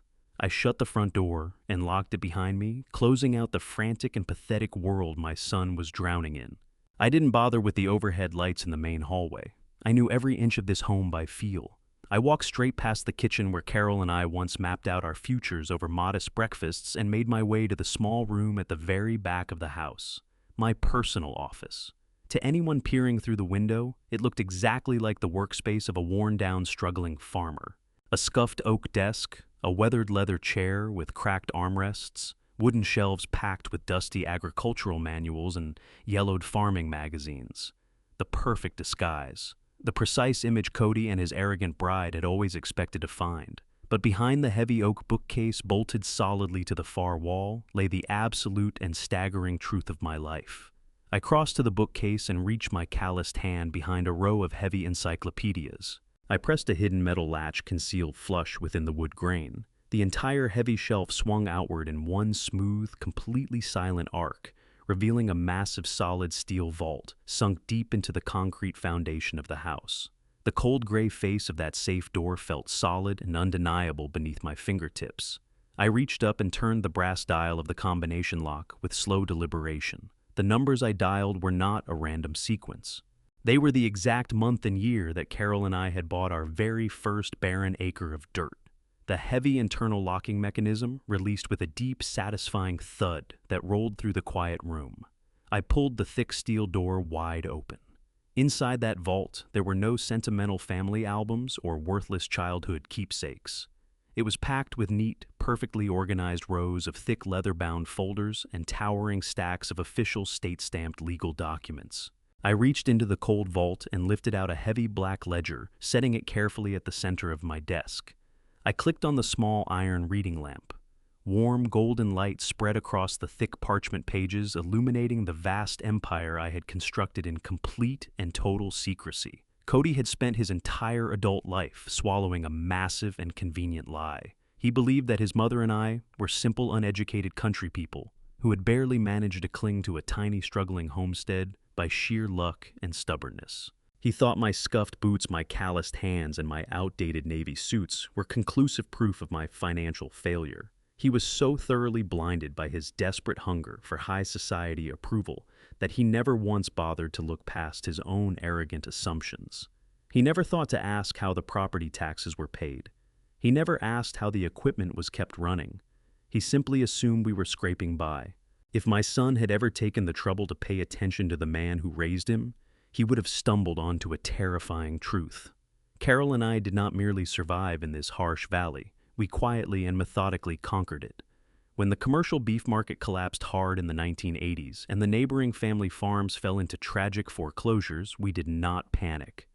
We did not take out loans. We bought their land outright in cash. When the major timber industry abandoned the northern ridge and left thousands of acres of stripped, unwanted forest. Behind, we bought that too. We secured the water rights to every river running down from the peaks. We acquired the mineral rights buried beneath the bedrock. Every single time a parcel bordering our property came onto the market, we took it quietly, without a trace. We lived like struggling farmers, so we could buy the earth right out from under the wealthy men who made the mistake of underestimating us. Over the course of 40 years, the small patch of dirt we'd started with had steadily devoured the entire surrounding valley. I was not some pitiful squatter clinging to a fading memory. I was the sole owner of one of the largest privately held land empires in the entire state of Montana. My net worth was not tied up in flashy imported sports cars or country club chandeliers. It was buried in the thousands of acres of prime, untouched real estate surrounding my cabin. I was a multimillionaire many times over, and my son had not the faintest clue. I opened the heavy black ledger and turned to the master deeds section. 10 years ago, shortly after Carol passed away, I had noticed Cody growing increasingly consumed by money and status. I watched the greed take root and spread through him. To safeguard everything we had spent our lives building, I had quietly transferred ownership of the original homestead and all the accumulated valley land into a massive corporate holding company. I was the sole and absolute shareholder of that entity. My name alone controlled the assets. Cody had been cleanly and legally severed from every document. He did not own so much as a grain of sand on this property. A cold, ruthless smile pulled at the corners of my mouth as I sat staring at those corporate papers in the quiet glow of the desk lamp. The full and catastrophic weight of the mistake my son had just made settled over me. When Cody walked into those private lending offices in the city to secure his high-interest bridging loans, he'd had to put up collateral. He needed a substantial asset to back the hundreds of thousands of dollars he was borrowing to fund his extravagant wedding and luxury condominium. He had confidently signed his name to those loan documents, pledging the ranch as his own personal property. He had sworn under penalty of perjury that he held clear and unencumbered title to the land. But Cody had not simply pledged a family farm. He had fraudulently pledged assets belonging to a multi-million-dollar corporate holding company that he had absolutely no legal connection to whatsoever. He had not just behaved arrogantly at his wedding. He had committed textbook federal wire and bank fraud. He had fabricated his claim of ownership to extract massive funds from dangerous private lenders. His signature on those bridging loans was nothing more than a forged lie on a legally binding contract. He thought he was outsmarting a senile old man. He believed he was working around a stubborn farmhand. In reality, he had stumbled completely blind into a federal crime. He had promised the loan sharks a share of an empire he could not legally touch. And he had promised the commercial developers a property deed that was sitting securely inside my steel vault. The trap he had constructed for himself was utterly inescapable. He was pinned between angry lenders waiting to be paid and commercial developers anticipating a legitimate sale. His entire house of cards rested on a forged signature, and I was holding the only wind it would take to bring it all down. I closed the heavy black ledger and pressed both palms flat on the desk. The waiting was finished. It was time to unleash the true and devastating force of my wealth. I sat in the dim quiet of my office, eyes fixed on the open steel vault. The thick ledger rested on my desk, containing absolute proof of the empire I had built. Cody had threatened to take away my freedom and have me locked inside a medical ward. He believed he could use the legal system to erase me. That was a fatal miscalculation. I reached across the scarred oak surface of my desk and picked up my cell phone. I did not call the local sheriff. I did not call a family counselor. I dialed a number I had kept locked in memory for over 20 years. The phone rang twice before the secure line connected. The man on the other end offered no warm greeting. Stuart Langdon was not the kind of attorney who burned breath on pleasantries. He was a ruthless, deeply connected corporate lawyer working out of a high-rise in the city. Stuart managed the intricate web of shell companies and blind trusts that kept my vast real estate portfolio invisible to the public. He was a shark in a custom-tailored suit, and he was entirely loyal to the man who paid his enormous retainer fees in cash. He answered simply by stating his last name. I leaned back into my leather chair and fixed my attention on the sharp, precise sound of his voice. I told him we had a significant breach of protocol involving the southern pastures. I told him my son had just stood at my front gate and threatened to file a fraudulent medical guardianship petition to seize control of my assets.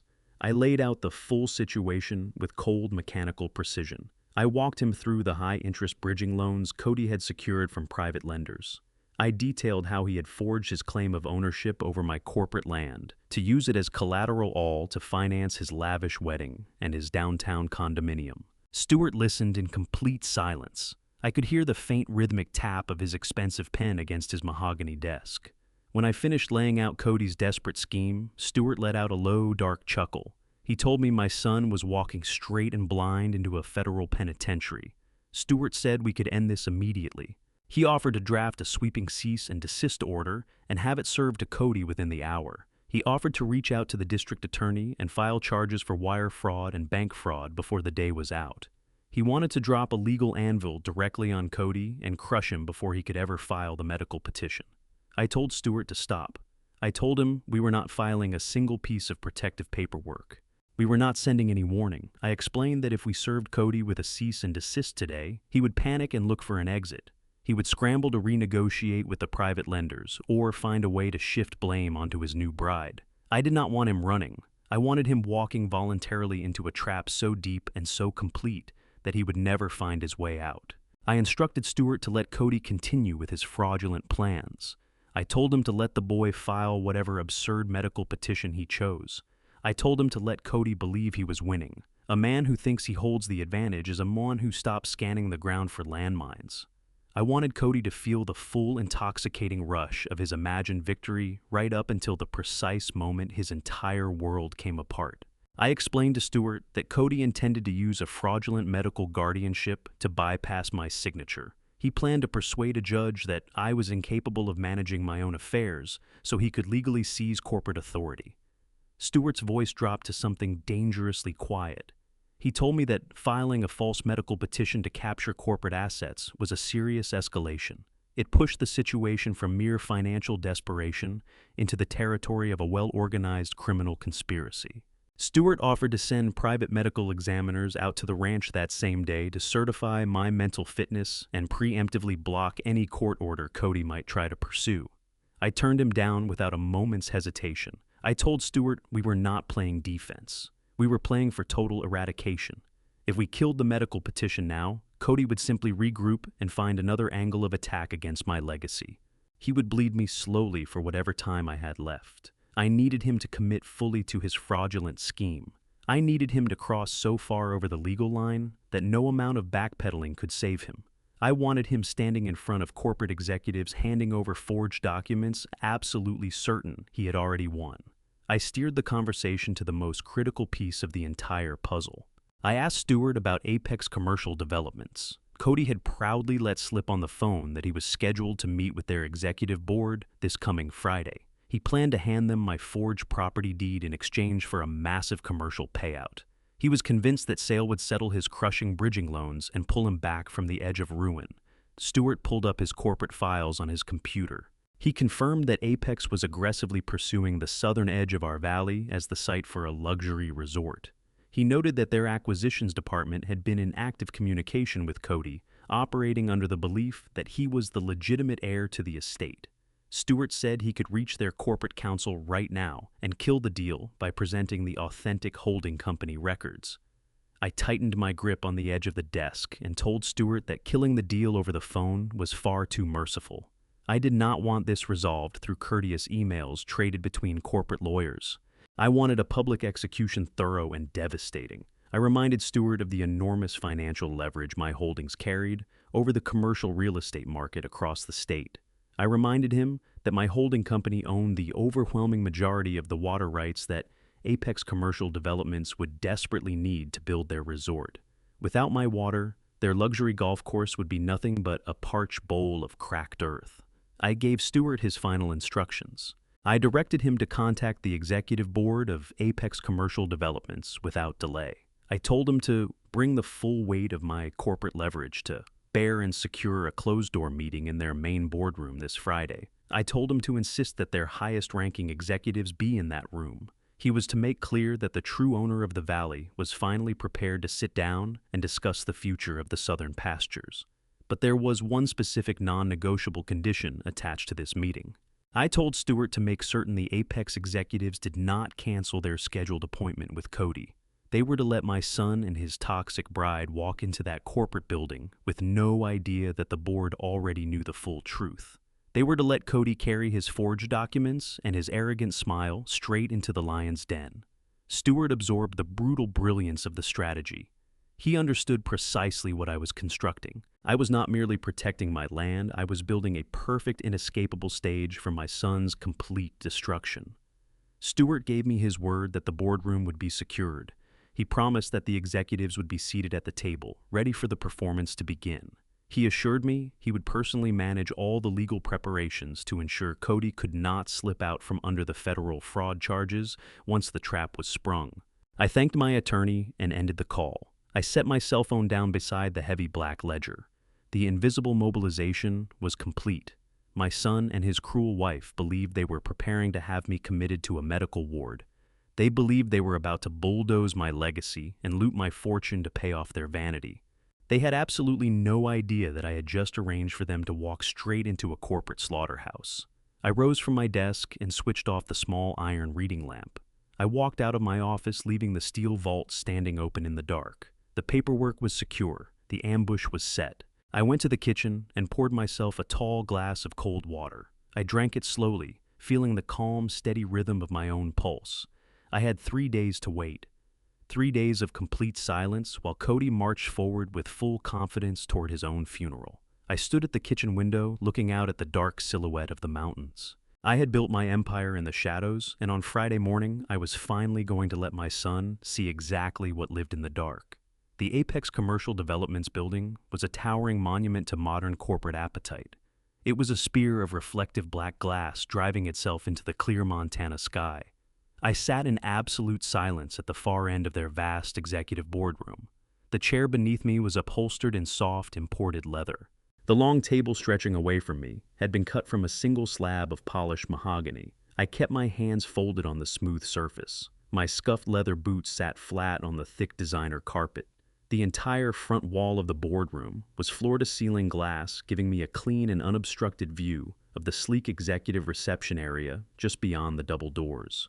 I was not there to admire the architecture. I was there to watch a dead man take his final steps. The digital clock on the wall moved to exactly 9:00 in the morning. A soft chime drifted through the reception area, marking the arrival of the private executive elevator. The polished steel doors parted with a quiet mechanical hiss. I watched my son step out onto the top floor of the world he had spent his life aching to own.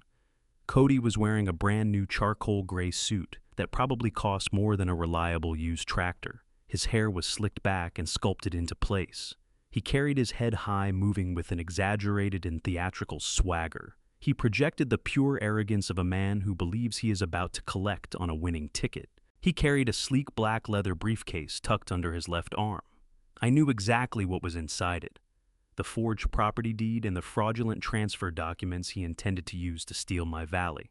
Serena stepped out of the elevator right alongside him. She was dressed in a tailored ivory outfit that announced unearned wealth at full volume.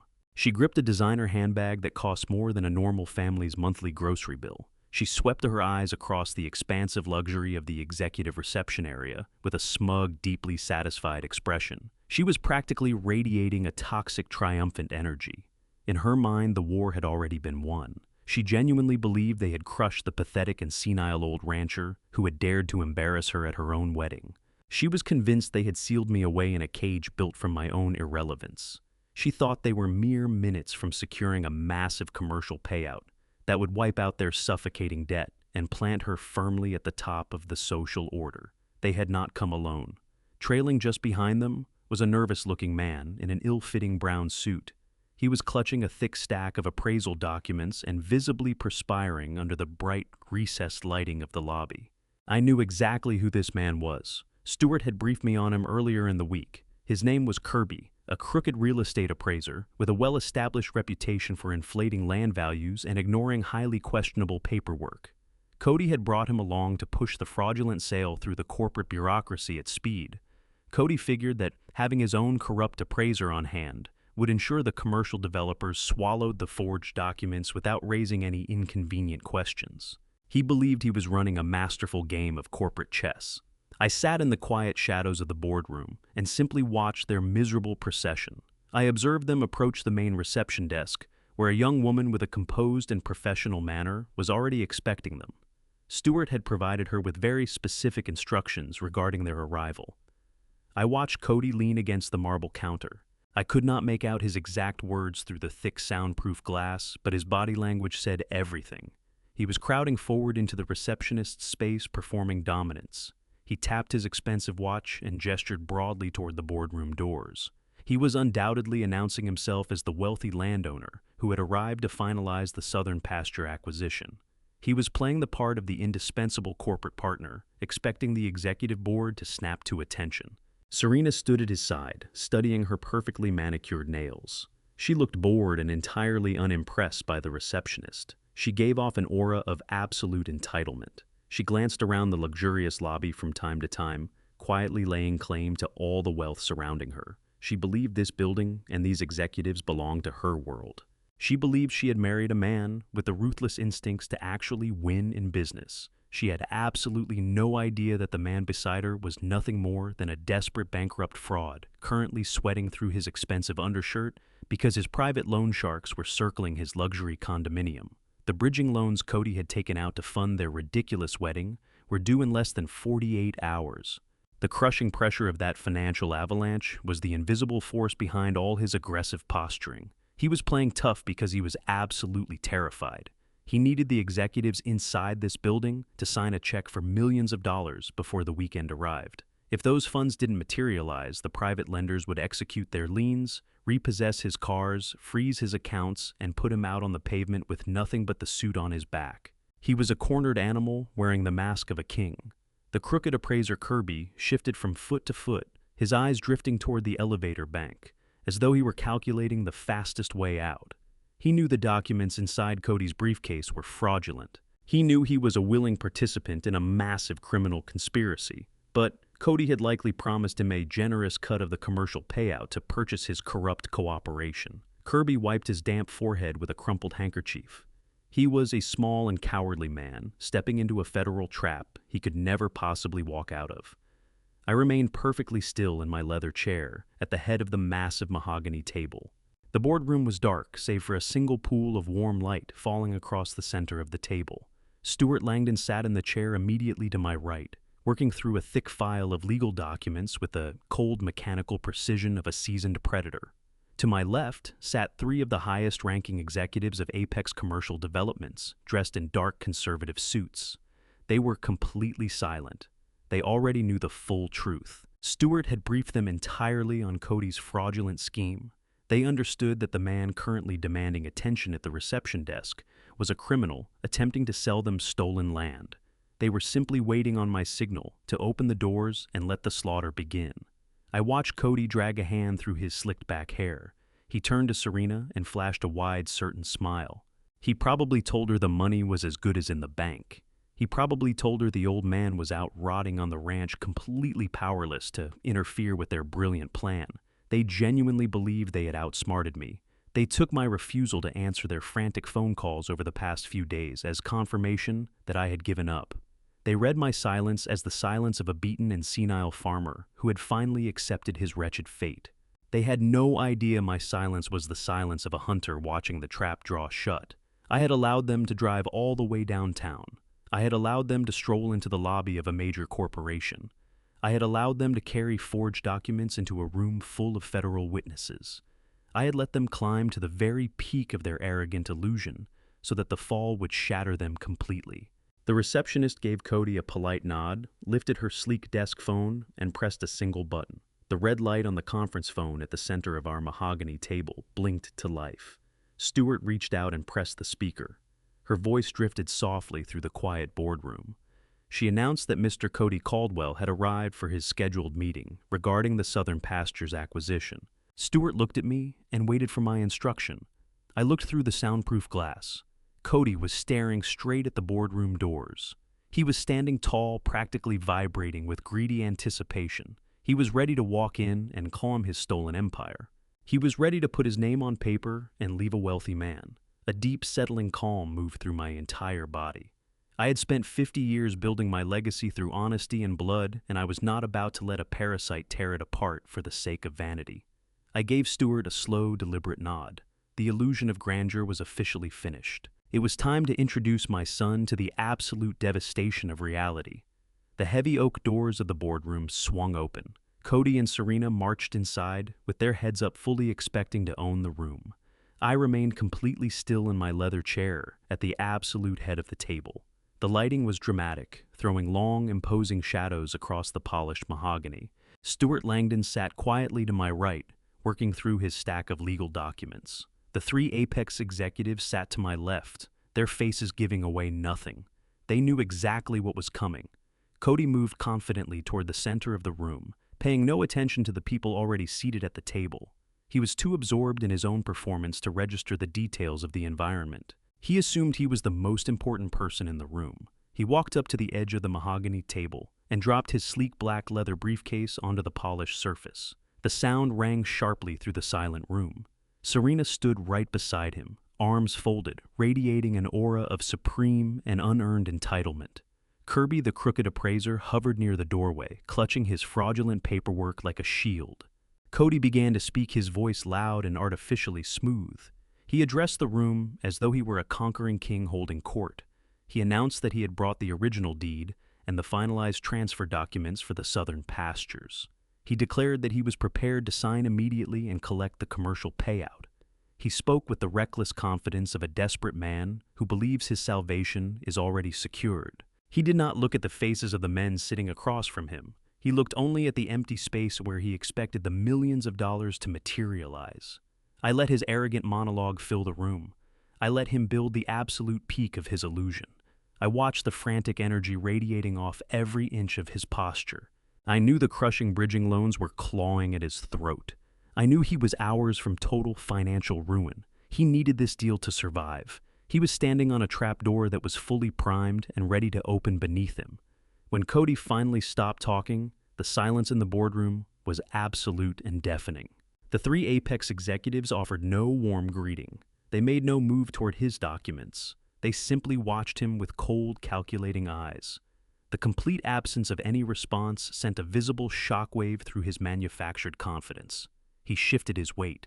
He glanced at Serena, looking for reassurance, but she was just as bewildered by the silent reception. I leaned forward, slowly moving out of the deep shadows and into the pool of warm light at the center of the table. I pressed my calloused hands flat against the smooth mahogany. The simple movement pulled every eye in the room. Cody finally looked away from the executives and fixed his attention on the man sitting at the head of the table. Recognition hit him with the force of a physical blow. The color drained from his face instantly, leaving him pale and completely exposed. He staggered back and caught the heavy wooden edge of the table with his hip. His jaw fell open, but no sound came out. He was looking at the father he had discarded. He was looking at the man he had threatened to lock inside a medical ward. He was looking at the helpless squatter he believed he had easily outmaneuvered. I was seated in the exact position of absolute power, wearing the same navy blue suit and the same scuffed leather boots he had long considered an embarrassment to his high society world. Serena let out a sharp, trembling gasp. Her perfectly manicured hands flew to cover her mouth. Every trace of the arrogant sneer vanished from her face, replaced by genuine and unfiltered horror. She looked at me, then frantically swept her eyes toward the silent executives, trying to make sense of the impossible reality unfolding in front of her. Kirby the crooked appraiser whimpered and stumbled a terrified step backward toward the heavy oak doors. He had grasped in an instant the catastrophic scale of the trap they had walked into. I offered no greeting. I did not raise my voice or show a single trace of anger. I looked directly into my son's terrified eyes. I let him feel the full and crushing weight of my presence. He had constructed his entire pathetic empire on a foundation of lies and arrogance. He had believed himself master of his own fate. Now he was staring straight into the abyss of his own total destruction. The silence was absolute. The execution was about to begin. The silence in that boardroom was unyielding and complete. I did not need to utter a single word to command the space. Stuart Langdon understood the precise timing of what came next. He rose from his leather chair with the slow, methodical grace of a predator moving in for the kill. He reached down and gathered the towering stack of thick legal folders he had carried in, bound in heavy dark leather and stamped with the official gold seals of my corporate holding company. The sound of those folders sliding across the polished mahogany broke the heavy silence. Stuart moved around the perimeter of the table, distributing the documents with cold and unhurried precision. He set one folder in front of each of the three Apex executives. They did not open them. They simply rested their hands over the leather covers, acting as silent and impartial witnesses to the slaughter.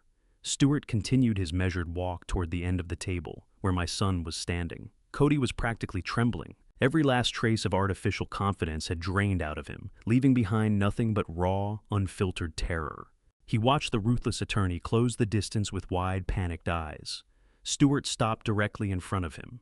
He did not hand the folder to Cody with any courtesy. He dropped it onto the table with a loud, heavy thud that made Serena flinch backward in her expensive ivory dress. Stuart then set a separate, thinner folder squarely in front of Kirby, the crooked appraiser. Kirby stared down at the crisp white pages as though they were a coiled snake about to strike. Stuart returned to his seat beside me and folded his hands, perfectly mirroring my own posture. I kept my eyes fixed entirely on my son. I told him to open the folder. My voice was low and measured, but it carried the unmistakable weight of something enormous and inevitable bearing down.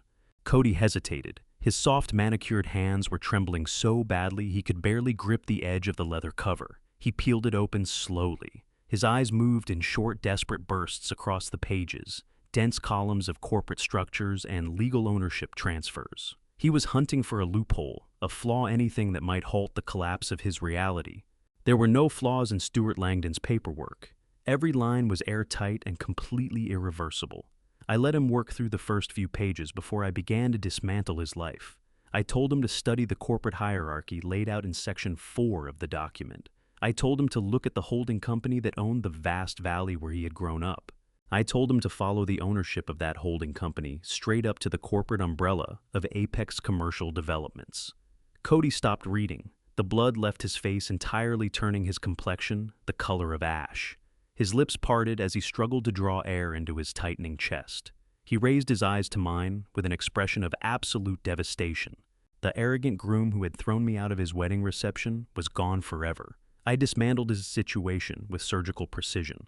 I told him I did not merely own the dirt beneath his boots. I told him I was the primary financial backer and majority shareholder of Apex Commercial Developments. I told him that the executives sitting quietly at the table to my left were my direct employees. They answered entirely to me. I explained how I had watched him reach out to the acquisitions department 6 months ago.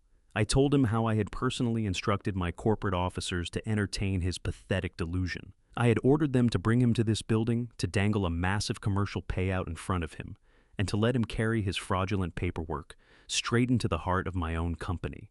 Serena began pulling air in ragged, shallow gasps. She pressed her expensive designer handbag against her chest, as if it could somehow shield her from the financial ruin bearing down on them.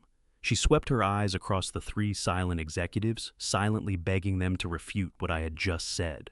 She wanted them to laugh and tell her this was all some terrible misunderstanding. They offered her nothing. They remained perfectly still, confirming every word I had spoken through sheer unwavering silence. I turned back to Cody. I told him to think carefully about the exact nature of what he was currently doing. I directed his attention to the sleek black briefcase sitting on the mahogany table. I told him that briefcase held a forged property deed bearing a fraudulent signature. I reminded him that he had walked into a corporate headquarters with the intention of selling stolen land to a multi-million-dollar development firm. I laid out the brutal irony of his grand scheme so that everyone in that room could hear it plainly. I told him he was attempting to sell my own land back to my own company, using my forged signature to collect a payout drawn from my own corporate treasury. I let the full and staggering weight of that truth settle into the stillness of the boardroom. I told him that he had not merely lied to his arrogant bride or his wealthy in-laws. He had walked directly into a room packed with corporate attorneys and executive witnesses in order to commit textbook federal fraud. Kirby the appraiser could not bear the pressure a moment longer. The thin folder Stewart had placed before him contained a detailed record of his prior corrupt appraisals, along with a drafted confession prepared for the authorities. He whimpered audibly and backed away from the mahogany table. He muttered a pathetic apology and all but sprinted for the boardroom doors, desperate to escape the blast radius of what was unfolding. I did not stop him. He was a minor parasite, and his cowardly exit only left my son more isolated, forcing him to feel the full weight of how utterly alone he truly was. I leaned forward, pressing my weight against the heavy wooden table. I dropped my voice so that every syllable landed directly in Cody's chest. I told him about the bridging loans. I told him I knew the exact amount he had borrowed from the private lenders in the city. I told him I knew he had pledged the forged ranch deed as collateral to bankroll the extravagant wedding and the luxury downtown condominium. I watched his eyes stretch wide with sheer panic as I peeled back his darkest financial secrets in front of the very people he had been working to impress. I told him the trap was now completely shut. There was no way out. The commercial sale he had counted on to save himself was entirely dead. Apex Commercial Developments would never put their signature on a contract with a desperate fraud. The massive payout he had promised his private lenders was never going to come. I explained that the bridging loans would default within days, and the loan sharks would move immediately to execute their liens. They would seize the luxury vehicles, the expensive wardrobe, and the downtown condominium. They would strip every superficial item he had acquired to build his counterfeit identity. I told him that his creditors, when they came, would not be polite about it. I told him that when those private lenders discovered the collateral he had offered was completely worthless, they would not take him to civil court. They would destroy him in the streets. I told him he was bankrupt in every sense of the word, financially and morally down to the bone. Cody stared at me through eyes filled with a hollow and terrifying despair. He finally understood the absolute perfection of the ambush. He had driven all the way to the city in his finest suit, convinced he had conquered the world.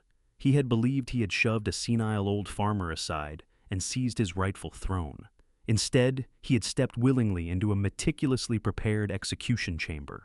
Every lie he had ever told, every document he had ever forged, every threat he had ever made had been cataloged, analyzed, and built into the very walls of the cage now surrounding him. The boardroom held perfectly still. The executives watched the complete collapse of a fraudulent man without blinking. Stuart Langdon sat quietly awaiting my final instruction.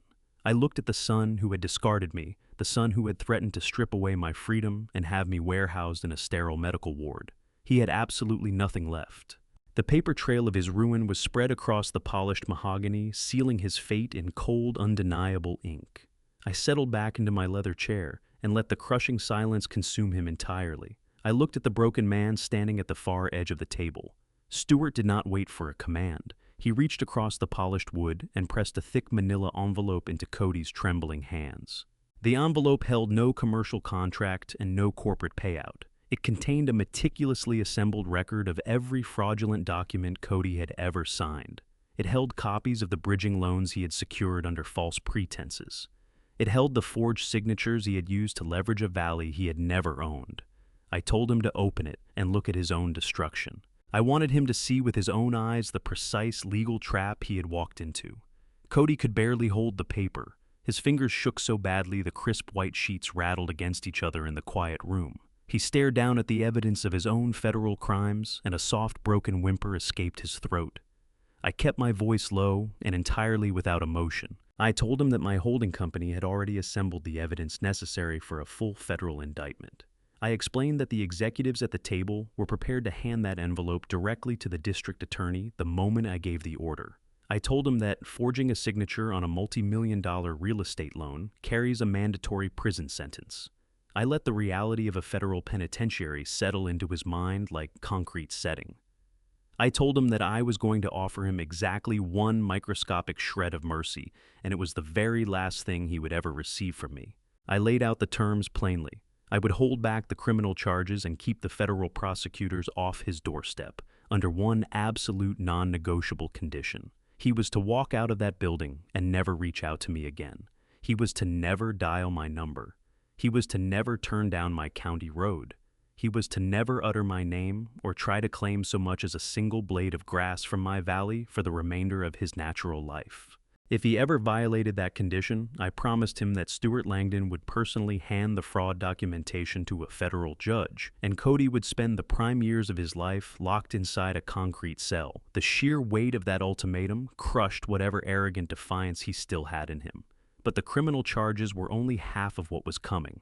I laid out the immediate reality of his financial wreckage in methodical detail. I told him that without the commercial payout, his high-interest bridging loans would default before the week was out. I reminded him that the private lenders he had borrowed from were ruthless people who gave no second chances. They would freeze every account he held. They would repossess his imported luxury vehicles. They would foreclose on his expensive downtown condominium and strip away every designer possession he had ever accumulated. His credit score was in ruins, and his reputation in the city would dissolve the moment the checks started bouncing. He was finished, completely bankrupt. He was heading back to the dirt he had clawed so desperately to escape, only this time, he would have absolutely nothing to his name. Serena finally buckled under the crushing weight of what was unfolding. A loud, wrenching sob tore out of her and echoed across that silent boardroom. Her flawless makeup ran in dark rivers down her flushed cheeks. She didn't look at Cody with love or sympathy. What was written on her face was pure, undisguised contempt. It hit her in that moment that she had bound her life to a penniless fraud. The luxury vacations and high society dinners she had counted on were dissolving before her eyes. She was married to a bankrupt criminal, and the wealthy elite she had always worshipped would close their doors to her permanently. She stepped backward, clutching her expensive handbag as though it were the last thing of any value she would ever touch. She screamed at him, calling him a liar and a pathetic failure. She told him he had destroyed her life and obliterated her social standing. All of her vicious vanity turned like a weapon against the man she had just married. Cody didn't even glance at his weeping bride. He dropped the envelope of evidence onto the table and sank to his knees on the thick designer carpet. The arrogant groom who had cast me out of his wedding reception was now on the floor begging a simple rancher for salvation. He sobbed without restraint, pleading with me to pay off the private lenders. He begged me to just sign the commercial deal and pull him back from the violent loan sharks. He cried out that I was his father and that I couldn't let his life end this way. He stretched his hands toward me, grasping for the unconditional financial rescue he had counted on his entire life. He swore he would change. He promised he would leave Serena if I would just clear his massive debts. I looked down at the weeping man on the floor. I felt absolutely nothing. No pity, no sorrow. I told him that a father protects a son, but what I was looking at was a parasite who had tried to steal my legacy and have me locked away in a medical ward. I told him he had chosen his road the moment he grabbed my arm at the country club and discarded me in front of a room full of arrogant strangers. I told him that his actions carried consequences, and he was finally going to learn what surviving in the real world looks like without a safety net beneath him. I rose slowly from my leather chair at the head of the mahogany table. I reached down and fastened the buttons on my navy blue suit I had purchased 12 years ago, smoothing the fabric with my calloused hands. I turned my back on that wretched scene and moved toward the heavy oak doors. The three corporate executives and Stuart Langdon stayed perfectly still, watching me go, with something that looked like deep respect. I didn't pause. I didn't hesitate. I pushed the boardroom doors open and stepped out into the bright reception area, leaving my son weeping on the floor behind me. I walked directly into the waiting elevator and pressed the button for the ground floor. The polished steel doors slid shut, cutting off his desperate cries and severing that tie for good. I stepped out of the corporate building and into the full brightness of midday, leaving the city and its hollow vanity behind me for good. The air was sharp and clean when I finally made it back to the valley. The sky stretched out in an endless expanse of brilliant Montana blue. I pulled my old dented pickup truck alongside the wooden porch of my cabin and climbed out onto familiar ground. My old border collie trotted over and pressed his heavy head against my leg. I reached down and ran my hand through his thick fur, feeling the deep, steady peace that rolled down from the mountains. I climbed the wooden steps and settled into my heavy rocking chair. I poured a fresh, thick enamel mug filled with black coffee and let the rising steam warm my calloused hands. I gazed out over the broad, rolling pastures and the dense timber forests running all the way to the horizon. Every single acre was mine. The toxic force that had threatened my home had been permanently removed. The silence of the ranch was no longer something heavy to bear. It was a reward, profound, beautiful, and wholly earned. And that was the end of it, not with shouting, not with a door slammed in rage, just a man rising from his chair, buttoning his coat, and walking out into the light. I won't pretend it didn't cost me something. A son is not a stranger, and cutting that tie, even when it was the only honest thing left to do, leaves a mark that doesn't fully disappear. But I believe God doesn't ask us to carry what was never ours to carry. The peace I felt stepping back onto my valley that afternoon wasn't the absence of grief. It was the presence of something that had been waiting there the whole time, patient as the mountains. If you've followed along with these grandpa revenge stories or the father stories that find their way here, they're not really about the fight. They're about what a man chooses to protect and what he finally chooses to release. Here is what I'd want you to take from this one. Never let urgency be the reason you sign something you don't understand. Patience protects what panic surrenders. If someone tries to remove you quietly, stay quiet yourself and document everything before you say a word. The most powerful thing you can do for someone who has wronged you is refuse to rescue them from the consequences of their own choices. And guard what you have built, not out of fear but out of respect for every sacrifice that went into it. If this story moved you, leave a thought in the comments. I read them. Share it with someone who might need to hear it today. And if you haven't yet, subscribe to Grandpa's Revenge so the next story finds you. Thank you for spending this time with me. Until next time, take care of yourself and hold on to what is yours.